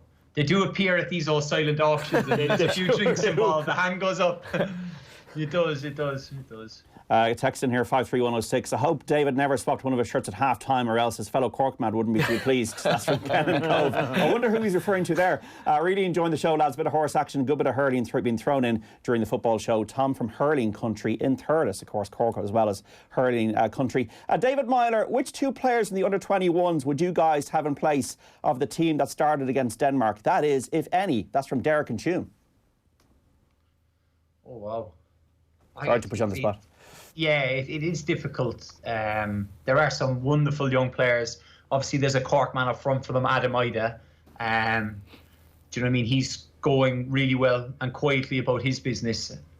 But obviously, the one you're going to say is Troy Parrott. He's the one that looks like, don't want to say the next Robbie Keane, because that's such, like, I was the one who said we shouldn't label him that, because, you know, Robbie's our all-time goal scorer, all-time record cap holder. Like, if you could do half of what Robbie's done, he'd have an incredible international career. But those two, I like. Do you know what I mean? I can't wait to see the two of them unfold into the first team and, you know, do really well. Johnny, you've been waiting all week to talk with the under-21s. We don't have any kind of, like, I don't know, kind of, you know, those boxing shirts, the kind of the silks. Yeah. And we would have like put a towel around your neck and kind of you know, get you into the ring. But you've got strong opinions on it. We got our email yesterday, which is the style of the show, where one of the producers sends an email and here's the list of things we're waiting to discuss, and I was sort of scanning down it, and I'd seen that Shane Keegan had already replied, but I wasn't sure what he'd replied. But I scanned, it was 6 or 7 items, and there was no reference to the 21s. So I was like, that's literally the only thing I actually really cared to talk about today. And Shane Keegan had just replied in the middle, what about the under-21s? So last Tuesday night was absolutely special, I thought. It was one of the most profound performances, I would say, you'll ever get from an Irish football team at any level, in that they were playing against a team who they completely shocked in Stockholm, where they were 1-0 down, had a goal disallowed, missed a penalty, and still won 3-1. And Sweden came to Tala with a point to prove, where they said, we're in Ireland's faces for the first half, which they were. And at half-time, Stephen Kenny, the genial Stephen Kenny, the nice guy that people see, tore into the players and said, picked out, this is what you did wrong, you have to be a lot better than that. I don't think by all accounts, nobody was spared. And they come out in the second half, and these guys who for Sweden in the first half looked like absolute worldies were battered into submission in the second half, couldn't play. Just a few small points. Nathan Murphy put out a tweet during the week. All the players Kenny has used in this campaign, because he's been compelled to use different players, the style has always been the same. And what I would say is, if Stephen Kenny is missing 6 players for a game, he doesn't talk about those 6 players. He talks about how good the players available to him are. And what I saw the other night in terms of the style of Bazuna, our keeper, playing against Sweden and barely making a save, but starting a load of attacks by passing the ball out of the back. The performances of Adam Ida, Troy Parrott, Lee O'Connor, Conor Coventry in the second half, absolutely outstanding. And I think the public has bought into them big time. My father was ringing me after the game. He was like, the 21's unbelievable. And I was more looking forward to that game than the Denmark game, as daft as it sounds, because I just really love watching them. And finally, I suppose for me, it's screw this notion that we are Irish, we can't pass the ball, we're technically inferior, we're all about passion, we're all about like putting them under pressure. When they went 3-1 up, they wanted a 4th goal, and the skill from Adam Ida, where he did that little dink through and the nutmeg, had Conor Ronan with his hands behind his head while on the pitch. He was absolutely gobsmacked by it. And if even 2 or 3 of these players can come to the senior team, I just can't wait for Stephen Kenny to take over the international team, to be honest. David, it sounds from what Johnny's saying that Stephen Kenny is the secret sauce. It's going to be interesting. Like, I know you're speaking there about the players who weren't there, but as I was quick to point out to Nathan when he tweeted that, there's not much spoke about, you know, the under-17 manager, the under-19 manager, because they're all playing out from the back now. As most of you were well aware, I've gone in as a coach with the under-17s. I'm in with Colin O'Brien and Ian Hill and that, and you see the work that they're doing. But it was actually quite refreshing to know that they've had 10, 11 of these players. They've brought them through. It's not just Stephen Kenny. Do you know what I mean? Tom O'Han is with the 19s, or some people like to call him Tom O'Han in Cork. But they're all doing the work. And as you said, Stephen Kenny, he didn't speak about the players that he was missing. But Tom O'Han didn't have those players because they all stepped up to the 21s. You know, so like, is Stephen Kenny the answer? Time will tell. Yes, he's doing terrific work, but it's terrific work is coming through all the ages. It's just going to be interesting how he deals with the senior team, and how he deals with the players. You know, it's going to be interesting. Can I just come in on that point? Sorry. Go on. It's not the Stephen Kenny show. It's not, like, as much as I want Stephen Kenny, Tom Mohan and Colin O'Brien, even the Ireland 15s who played in Galway the other night, watch the goals that they scored. This is happening from the bottom up. Stephen Kenny, most of the players Stephen Kenny started on, I'm pretty certain, on Tuesday night are under 19. But what you will see consistently from these guys, from Colin O'Brien to Tom Mohan to Stephen Kenny. Is that rude, Doctor? He would have had a role, in fairness. He would have had a role, but it's these guys are very good coaches, but they're very humble. There's no ego with them at all. It's like they have trust in the players, and like Stephen Kenny is not he's not a tactical genius. He's not, by all accounts, he's not really a coach. It's more about his man management and the belief he puts in players. And Keith Andrews and Jim Crawford are very, very important to this setup. But this is like, it's the 21s are the tip of the iceberg on the underage, but the 17s and the 19s are a joy to watch as well, and even the 15s, and it's great to see. We got a few goals to go through, lads. Everton against Norwich. Paul Anthony's at Goodison. We've got a much livelier start to this second half. Everton have certainly upped the tempo, and they're getting themselves the ball forward a lot quicker. That's causing Norwich defence a few problems. We've seen a sweeping move involving 6 Everton players. That ended with Sigurdsson firing just over, followed by a Walcott shot that was blocked on the line by Ben Godfrey. But then, against the run of play, Todd Cantwell picked up the ball on the halfway line. He raced into the Everton area before slotting the ball into the bottom corner. It's Everton 0, Norwich City 1. Crystal Palace and Liverpool, that's still 1-0 to Liverpool, the leaders, and Arsenal drawing 1-1 with Southampton. Has been a goal at the Vitality. Bournemouth against Wolves. Alan Lewis. It's Bournemouth 1, Wolves 2, and 10-man Bournemouth have got themselves right back into this game. A corner from the near side was flicked into the far post and in by Steve Cook. Before that, Jimenez and Neves had gone close, and Jota had a goal ruled out for offside. But suddenly Bournemouth, who have not been in this game at all, are suddenly a goal from squaring it up. It's Bournemouth 1, Wolves 2. Watford against Burnley, a goal at Vicarage Road. Mike Lawrence. Watford 0, Burnley 1. The visitors have taken the lead here against the run of play. Corner floated in from the right-hand side, wasn't cleared. Chris Wood headed home from close range for his 6th of the season. Watford 0, Burnley 1. Goal at the Amex, Brighton Leicester, Richard Newman. Brighton and Hove Albion 0, Leicester City 1, and they've scored on the counter-attack. It's a Jose Perez after Brighton were on the attack. They've had the better of this half, actually, but Jamie Vardy got hold of the ball, and we all know about how fast he is. He sprinted down the pitch and squared for Jose Perez, who slotted the ball past Matt Ryan. We almost had exactly the same thing happen just 5 minutes ago, and they messed up this chance. Not this time. Brighton 0, Leicester 1. Now, 53106 for your text. Some really good ones coming in this afternoon on News Talk on the Off the Ball social channels. John, I know where Shane lives. Trust me, the Maradona jersey is safe. That's from Adrian and Leash. My girlfriend has a programme with Stanley Matthews and Duncan Edwards autographs in it. That's from Finn. I've got a signed Paul McShane shirt. He posted to me when I met him at the Hull City training ground, and David Meyler signed my son's shirt after a game. Sound, lads. Lads, my favourite jersey ever was Denmark's Euro 92 goalkeeper jersey. My father brought me to Finn's Corner in Cork. Bought it, and as an 11-year-old with my pocket money, having saved up for what seemed forever. Everyone go look it up. It's an absolute classic. That's from Dinny, the goalkeeper from Cork. Hi, in 1990, my aunt wearing a Dunn Store special Italian 90 shirt, so I swapped it with a Dutch guy in a bar in Artane for a 1974 Dutch jersey with a number 12 in it. Not number 14, unfortunately, my prize jersey. The lads call me Johan Scruff. That's from Tom in Glasgow. And a question, David, what does Robbie Brady have to do to get back in the Ireland team? And what's happened with Harry Arter, since everybody believes Glenn Whelan's nearly past the sell-by? I think with Robbie needs to be playing regularly for Burnley. There's no doubt about Robbie's ability, everything about him. You know, the last few years with Ireland, Robbie's been key to a lot of the success we've had. I think Mick has put his stall out saying that lads need to be playing regularly, and then Robbie's obviously overcome a few injuries. So please God, he can get back in playing regularly with Burnley, and then, come what March, he should be, flying and ready to go. But as you said, there Burnley have just scored, so they're doing well without him at the moment.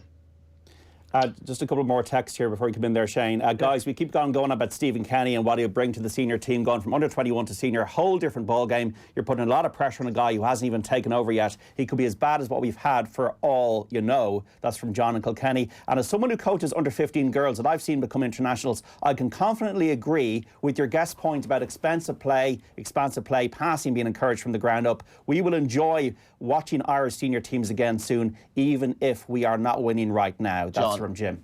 This is unbelievable what's happened in the Emirates here. Obafemi, this is the greatest certainty of a tap-in ever, and whoever has the simple task of passing him the ball does this. Obafemi literally has an open goal. I'm like, you were reading out the text. I was looking at Shane. I was like, right, this is Obafemi's. Has he scored in the Premier League yet? Yes, he has. He did, I think, early on. He scored. Yeah. But that to score in the Emirates, to put Southampton up with 25 minutes to go in the Emirates. Oh, God, who gave him that ball? Shane. Danny Ings, I think, is it? No, it wasn't Ings. Was it not? No. Look, going back, I mean, just kind of linking it in there with what Johnny is saying. I mean, again, getting on to the 21s, a couple of things on it. The first thing I'd say is, we're watching a Premier League game in which there's a player eligible for the Irish under-21s starting in a Premier League game who absolutely wouldn't get in the starting side. I mean, at the moment, he's well out of the pecking order, really, well down the pecking order for a 21s team, never mind our senior team. It's probably about fourth in the pecking order of strikers. The strength in depth is incredible. Again, you look at the two Sweden results, two absolutely outstanding results. There was 6 changes of personnel from one game to the other game. So the strength in depth is colossal, and those players are funneling down as well, as David has said. And I'm gonna be a bit selfish and just throw one at David myself, because again, I always like to get, as Johnny likes to get his Galway plugs in, I like to get my Leash plugs in. And David, you had a Leash man playing centre midfield for you there all week with the 17s when you did so well. Colin Conroy, he's a right bit of stuff, isn't he? Yeah, no, the 17s are a great bit of stuff, and Colin did particularly well now. I've been working closely with the midfielders, because that's about as far as my coaching goes at the moment, because I'm still learning my trade. But even so, Colin's a terrific young player, but a lot of them I was very impressed with.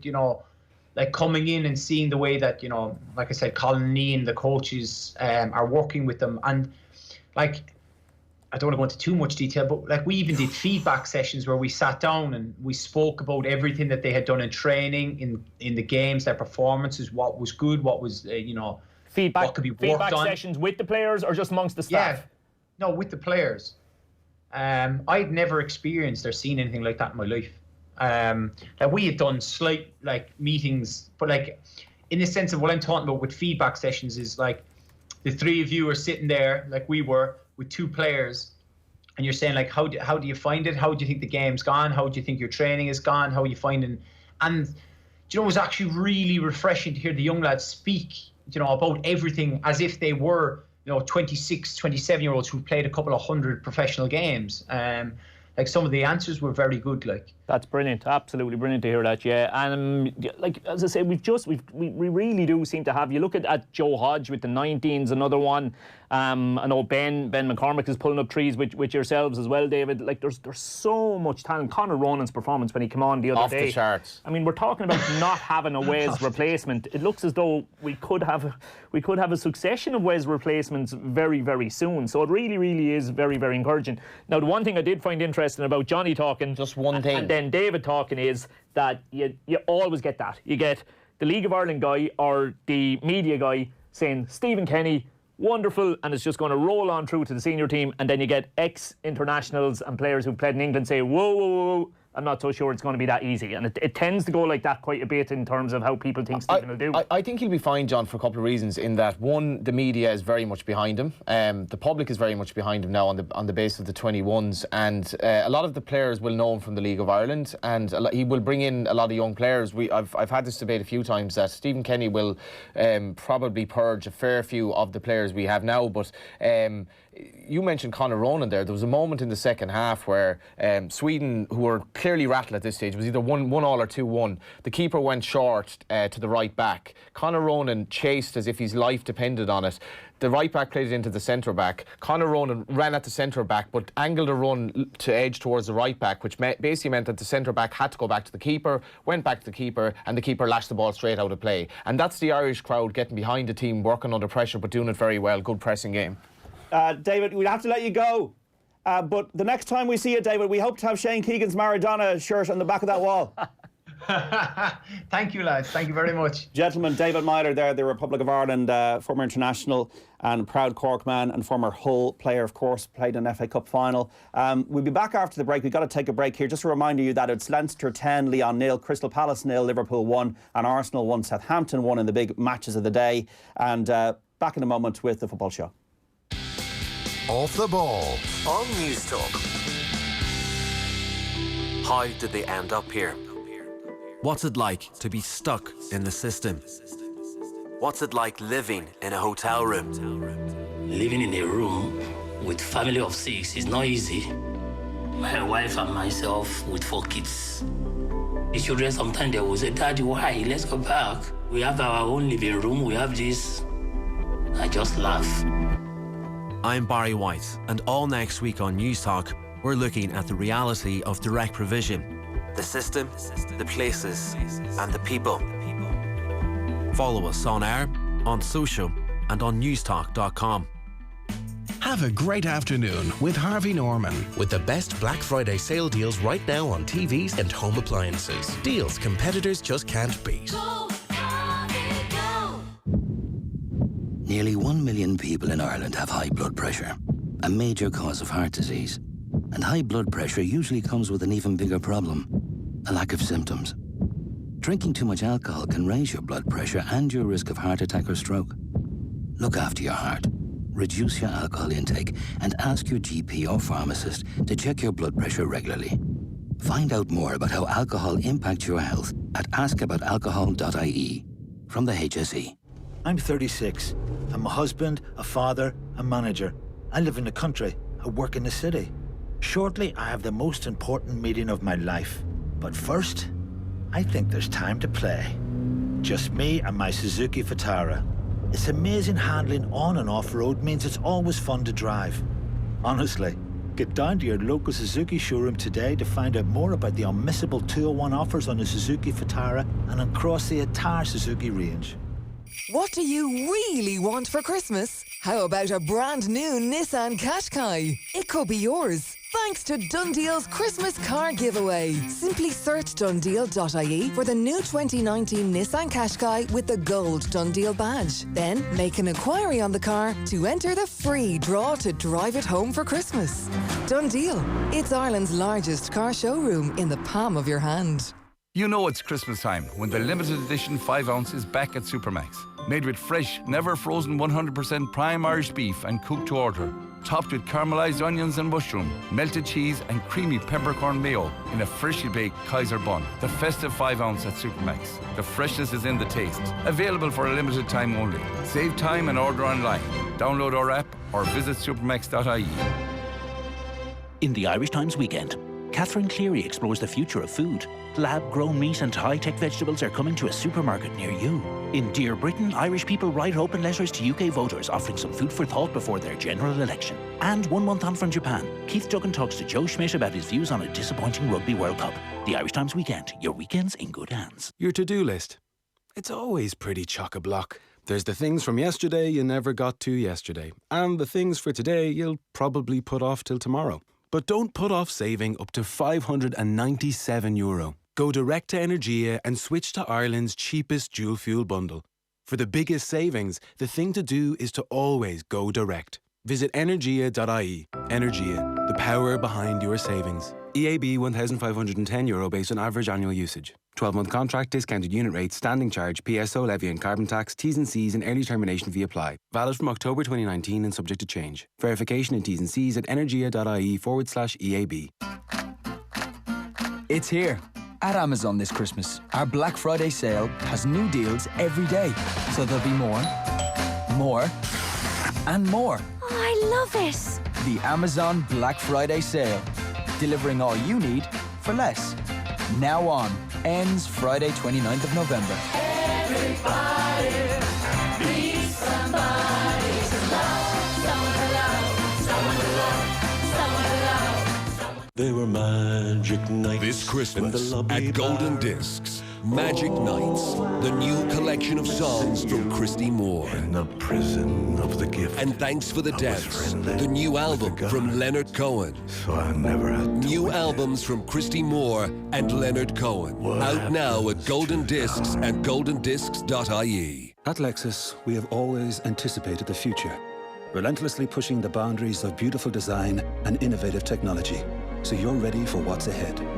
Introducing the new Lexus ES. Our executive saloon combines powerful, self-charging hybrid technology with an exceptional driving experience and the luxury that you expect from a Lexus. Test drive the new ES at your Lexus retailer and choose from a range of flexible payment options. Lexus. Experience amazing. Wondering if alcohol is affecting your health, weight, or wallet? Find out using the drinks calculator at askaboutalcohol.ie. From the HSE. Football on Off the Ball. With Paddy Power, the greatest football partnership since Jeff and Heskey. And welcome back to the Football Show on Off the Ball Saturday. 53106 for your text. We've got a goal at the Emirates. Arsenal against Southampton. Andrew Cheal. Arsenal 1, Southampton 2, a moment of controversy, another moment for VAR to get involved. Danny Ings was fouled by Tierney. Well, it looked very soft. It was in the box, no question about it. Was he offside? VAR decided not offside. The referee decided there was sufficient contact to make it a penalty. Ward-Prowse stepped up. His first shot was saved by the keeper, and he followed up to hammer home left-footed to make it Arsenal 1, Southampton 2. Arsenal fans, come on, well, what is going on with your club? Is Unai Emery the man? Lads, no one's taking anything away from the coaches at underage level with Ireland, but Stephen Kenny's got a track record in the League of Ireland and now at under 21 are playing expansive and exciting football. The game is littered with examples of teams of poor managers turning into decent footballing sides with a change to a good thinking coach. This is what we're waiting for. We have the lads who, under Kenny, could at least play the ball around and fear no one. Now, Enda Stevens will play, of course, for Sheffield United against Manchester United tomorrow, live and off the ball, with commentary from Nathan Murphy and Brian Kerr. And ahead of the match, I spoke to Enda on working from League 2 right up to the Premier League and his thoughts how Ireland can make it to Euro 2020. Republic of Ireland and Sheffield United defender Enda Stevens, good afternoon. How are you? You all right? Yeah, good, thanks, Enda. We'll talk about Ireland in a bit, but you must be thrilled with the way the season's going with Sheffield United. We have you live tomorrow and Off the Ball here on News Talk. Sheffield United against Manchester United. You played in every game, and it must be such a thrill at the moment to be playing in the Premier League. Yeah, definitely. We've got off to a good start, as you said, and it's the league we wanted to be playing in. We worked our nuts off to get there, and it's just good that we've got off to a positive start, and now we can look forward to Sunday, a big game at home against Man United. Have you thought yet, Enda, how you're going to deal with Daniel James? You deal with them players the same way you do with any other. You got to do your homework on them, and we've worked on it in training, and we'll find a way to play against them, and more importantly, we'll find a way to hopefully win the game. So 7 years ago, Enda, you played for Aston Villa against Manchester United. It was your full debut. They had Wayne Rooney, they had Robin van Persie, they had Paul Scholes. Would you fear them less now? Yeah, you gotta fear. You gotta have a sense of fear. Them. Most teams in the Premier League, you know, they've got players that can hurt you, and players that can pounce on mistakes. So we've got to just be at it and play our way. And the thing is with us is that we'll go out to attack them. We'll go out to cause them all sorts of problems. And as I said, we'll go out to win the game. You're talking about attack there, and Dave McGoldrick has been great for you, as has John Egan at the back. Is there a good sense of camaraderie between the whole Irish lads at Sheffield United? Yeah, definitely. The one thing you'd say about our team is the dressing room. It's a really close-knit dressing room, and we're all friends on and off the pitch. We all work well together. We all enjoy each other's company, and that's the main thing. 7 years ago, you played for Aston Villa. You've gone through the whole rigmarole of English football. You were in League Two with Portsmouth, then you battled your way back up to the top level. How did you work to get yourself back up to the top level of English football, Enda? Because I'm sure there were some challenging days. How did you make it the second time around? Just through kind of trial and error. Made mistakes, you know. When we time with Aston Villa, I wouldn't say I was the best professional out there, and I told on the pitch. Although I got my chance and I played a few games there, I never really sustained that level of performance that warranted to be a Premier League footballer, and I kind of had to. It came to a stage where I was really fighting for my career, and the chance to get down to Portsmouth came, and from there on in, it was kind of all positive, you know. What did you do differently? Was it training? Was it work ethic? What was it? It was a bit of everything. I needed guidance, and I didn't really feel I had that guidance at Aston Villa. I was a young kid that came over from Ireland, and I needed kind of more help than what I received. Now, I'm not saying it will put it down to a manager or a coach or anything like that, because at the end of the day, it comes down to the individual and the footballer. But I was just kind of one of them players that needed more help and needed tough love, maybe, and I got that with Paul Cook. He just gave me that tough love, and he backed me, and he got me as fit as I could, and he coached me. He told me really how to play the position, especially left back. I played there most of my life, but I only really started to learn the position inside out when I played under him. He's that good of a coach, and then I just went from strength to strength. Then, and I kicked on again with Sheffield, and I learned a whole different aspect of the game under Chris Wilder that's benefited me even more so. What's the Premier League like now, 7 years on, and like the level must be such a step above? Do you really feel it during games, like the pace of games, the opponents you're facing, that this is really the elite? Yeah, it is, but the good thing is that we're holding our own, you know. Yeah. We're causing teams problems, and we're showing we have a way of playing them, and we're causing Premier League teams problems with the way we play. It's not. We'll always look at them and we'll always respect them, but we look at how we can actually hurt these teams, and that's the most enjoyable part about playing the Premier League. You must have having some good yarns from all your time in English football. League Two at Portsmouth, you were on loan quite a lot. Any good stories that come to mind, Enda? Good stories in a way of what, like, a good story is that winning the league down in Portsmouth on the last day. Yeah. It meant an awful lot to them fans. You know, it was a fan-run club at that time before the new owners came in, and And you just kind of had that sense of the relief just kind of lifted off the whole club's shoulders when we finally got them out of League Two, and you had fans crying on the pitch and that after because it meant that much to them. So that was probably one of the biggest highlights, yeah.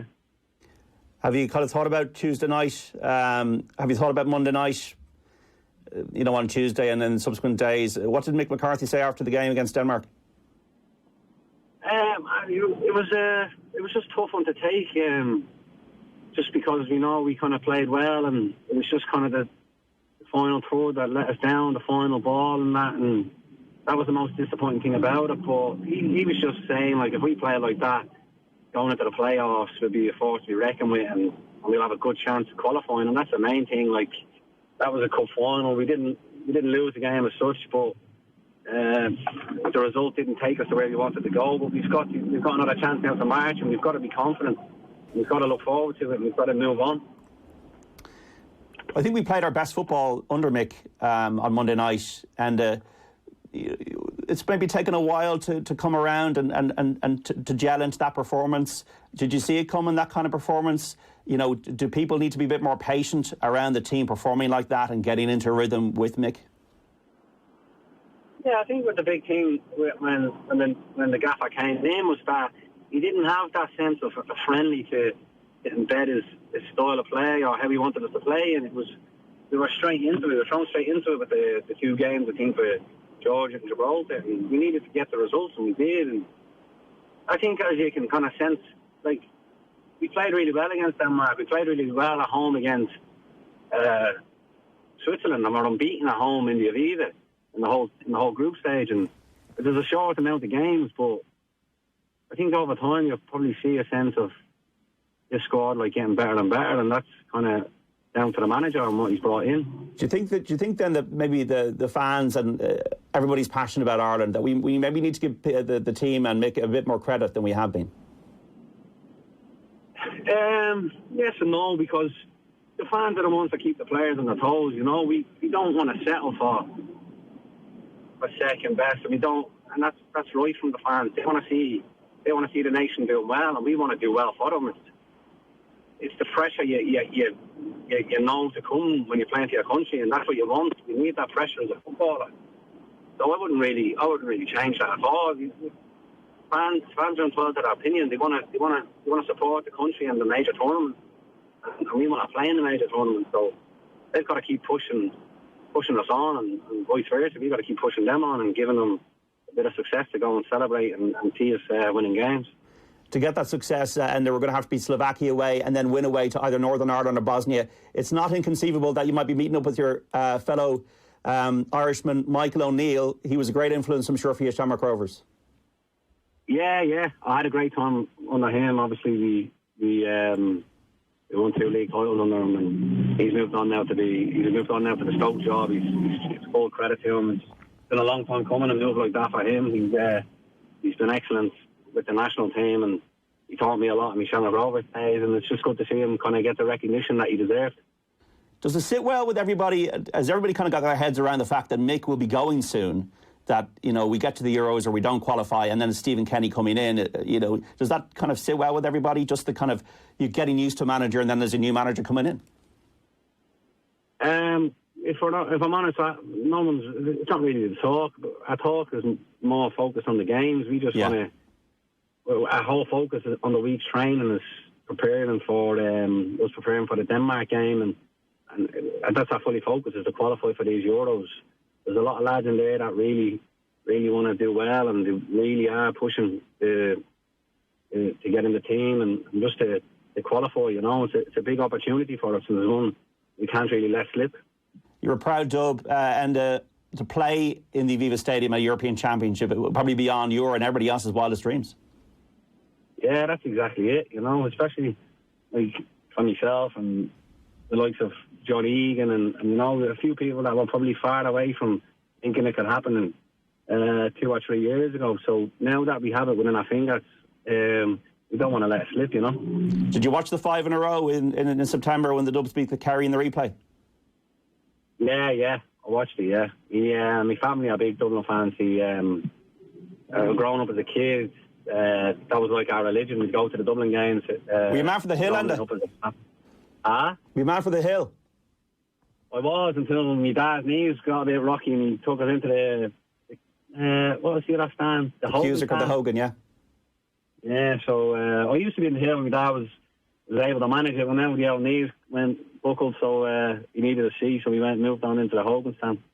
What do you do to chill out? Like during your spare time, what are you interested in? Are you a rock and roll guy? Do you go to gigs? Are you a comedy guy, or is it just chilling out with Netflix? Or no, I don't know. It's not really chill out time.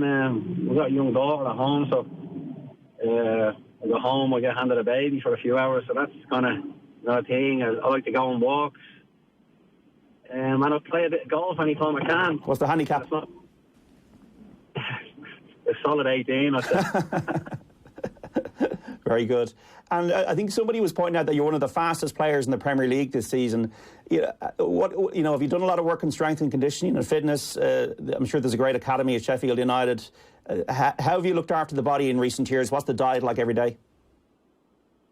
The diet was one thing that I wish I learned as younger, growing up, because it's very important, in the game. You've got to be as fit as you can. If you're not fit, you go out. And I just kind of have that.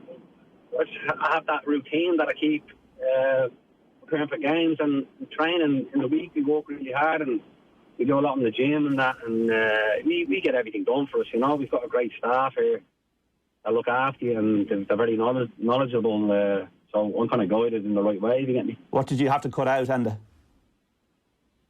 A lot of things. Very good, very good. Who were your heroes growing up? Was it Paul McGrath? Was it, Steve Staunton? I'm not that old. My heroes growing up was Roy Keane, Damien Duff, and I was going with Man United. I was always a big Ryan Giggs fan. Oh, very good, very good. Well, Manchester United tomorrow, for anybody growing up in Dublin and playing, in the League of Ireland and then playing in the Premier League, Man United on a Sunday, I'm sure even you will still get goosebumps walking through that tunnel tomorrow, that you're playing Manchester United in the Premier League and that you deserve to be there and you got every chance and you're going to go win the game. You must be very proud. Yeah, definitely. And you don't want it to stop. You want to continue it on, and that's what you want to do. You get the taste for it, and you have that bug now, and you just want to feel like you belong here and you want to stay here. Well, Enda, thanks for speaking to Off the Ball. The very best luck tomorrow, Sheffield United against Manchester United, and we hope to see you in Dublin at Euro 2020. Cheers, thanks. Take care. Late goal, Crystal Palace against Liverpool at Selhurst Park, Nigel Bidmead. It's Crystal Palace 1, Liverpool 2. Another late goal for Liverpool. This one scored by Roberto Firmino. It came from a corner. The ball came out to him. It was loose and he smashed it home. Crystal Palace 1, Liverpool 2. Johnny Ward and Shane Keegan, Liverpool's name is on that title. Yeah, Zaha's just missed a great chance, an absolute defensive meltdown from Liverpool, and he basically. Am I mad to say that in November? No, the game this evening is going to be key, but considering how Liverpool, to my mind, haven't been anywhere near 100% for most of their games this season, I think they can definitely play better. I think they'll be amazed how far clear they are, and it really, if they don't win the league this season, whatever about bottling it last year, if they don't win it this season, they will bottle it. Of Newcastle United proportions. Yeah, they will. They've too much of a gap against the Man City team, and Shane was on about it just recently about the defence of Man City about today. Like, this is not a vintage City team by any stretch. Like, the general consensus is that the only way that Liverpool can throw this away is if they lose 2 or 3 of Mane, Salah, and Virgil van Dijk in this 9-game December run. If they get through December. But they've no Salah today, and they're after managing to get through that game without it. Like, Palace is not an easy place to go. They're playing that well that it's conceivable that City could go on a terrific run from now right to the end of the season and still not be able to catch them. There are very few games that Liverpool can feasibly lose because of the structure of the league. They'll basically steamroll most teams, and especially at home. Yeah, and it was an absolute shock. The result, the Man City game, that really shocked me into thinking that it's very hard to fancy City after that. And you were talking about Guardiola and Mourinho, but like there's something not quite right at City this season. Fancy Klopp to, you just really feel that he has the kind of confidence. He's not going to wobble. He's not going to lose the rag like Rodgers kind of did a few years ago. 2 minutes into 7 minutes of stoppage time at the Emirates. It's Arsenal against Southampton, and Southampton leading 2-1. Is Unai Emery's head on the block? Yeah, this is why sport is compelling beyond what's actually happening on a field of grass, because you're looking at history in the making here, in the sense that I would suspect Emery could well be gone if they lose this game. Now they're into, like, Southampton, if they don't win this game, will be absolutely kicking themselves. They've had great chances, but Emery he bears the worries of a man who knows that his head is on the block. And I think we spoke about Pochettino. I was going to say, I already told you I was fearful that United could end up with Pochettino. I'm now fearful that is he in?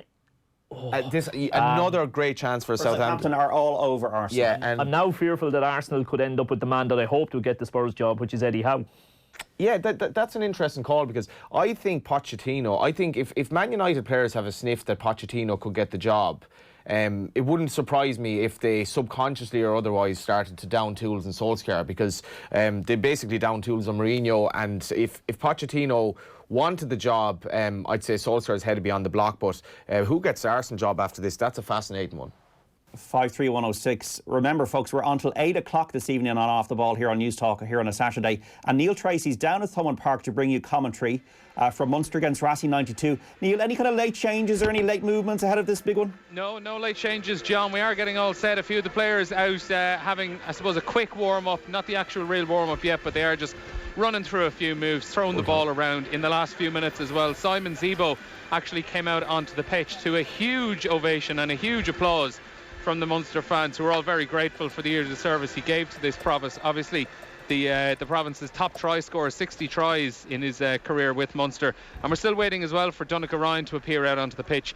I imagine he's inside with a lot of the other players, a lot of the forwards, getting strapped up and getting the last few bits and pieces together before he comes out and does a bit of a warm-up.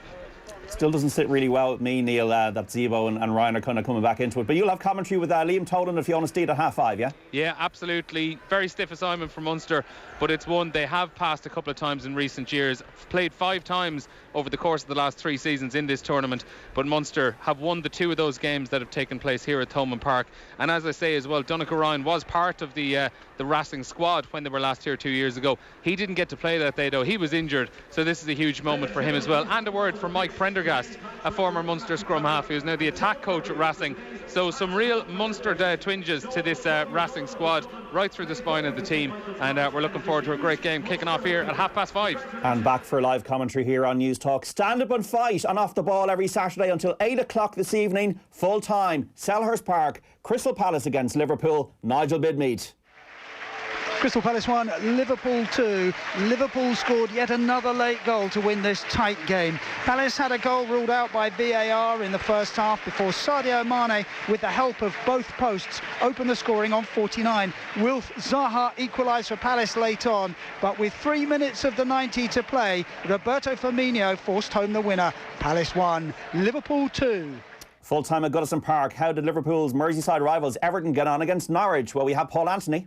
3 hard-earned points for Norwich, who for most of this game were under pressure. Everton had the majority of possession. They couldn't put away the chances, though, against a Norwich side who defended resolutely. The visitors took the lead against a run of play 15 minutes into the second half. A mistake in the Everton midfield left Todd Cantwell with a clear run on goal. He raced into the area before slotting the ball past Pickford and into the bottom corner. After that, Sigurdsson fired over from the edge of the area. Walcott had a shot blocked on the line. Richarlison hit the post. And in the last minute of injury time, Sabini made sure of the points for Norwich by adding a second. It's finished. Everton 0, Norwich 2. Now full time from Bournemouth against Wolves from the Vitality. Alan Lewis. It's finished Bournemouth 1, Wolves 2. A spirited fight back from Bournemouth, but Wolves deservedly take all 3 points. Moutinho's free kick put Wolves in front in the first half. The lead was doubled when a quick free kick caught Bournemouth napping and Jimenez slotted home from close range. The home side then had Simon Francis sent off for 2 yellow cards. Bournemouth pulled a goal back after the break, though, through Steve Cook. That after Diego Jota had a goal ruled out for offside.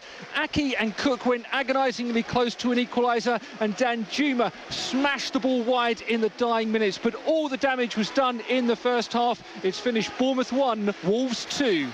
We have to tell you that Alexander Lacazette has equalised. Arsenal 2, Southampton 2, 6 minutes into stoppage time. Full time at the Amex. Brighton against Leicester. Richard Newman.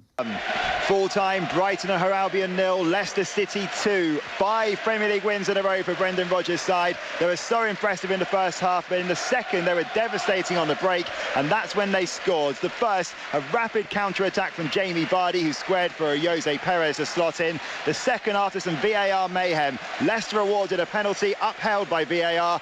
Vardy had his effort saved by Matt Ryan. James Maddison headed in the rebound, but then VAR ruled that out for encroachments in the area. Vardy retook the penalty and scored. Brighton were good in the second half before they conceded, but Leicester were ruthless. They strengthened their hold on seconds. It's finished Brighton 0, Leicester 2. Johnny Ward, Shane Keegan, describe what you've just seen. Yeah, you just wonder, is a point enough there? Because it's almost irrelevant. It's over, by the way. Arsenal 2, Southampton 2. It's almost irrelevant. They didn't even celebrate. Yeah, like I said, it's almost irrelevant that they got a draw because it's incidental to the actual narrative in that they were crap, and Southampton should 100% have won that game. And I think there wouldn't have been, I'd say there were still, we don't have the audio here, but I'd imagine there were a lot of boos, even though it was a 2-2 draw and they got 96. It's not too often that a team score 96 in the equaliser and they walk off the field dejected. Yeah. Lacazette didn't seem to even go to chase the ball. So, I don't know. On the other hand, a late winner for Stoke, which is Michael O'Neill's. I think his second game. They beat James McLean and Wigan 2-1, and a massive win for them, and onwards and upwards for Mick O'Neill's team.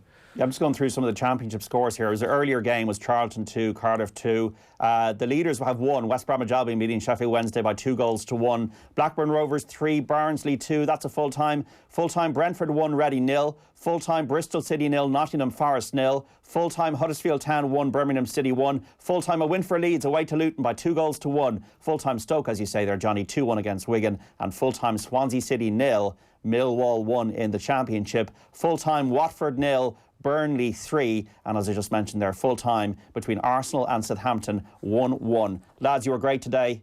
Thanks for making it so easy for me.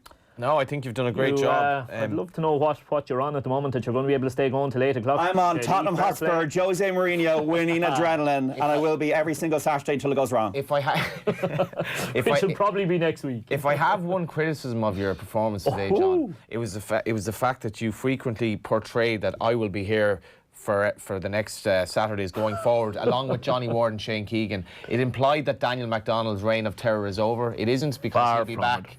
Shane is just stepping in. My usual substitute appearance. Yeah, but we're all a big team here now. We are a big team. Not doing well enough in these substitute appearances to get a start. No, but as Stephen Kenny's men show, it's all about the squad.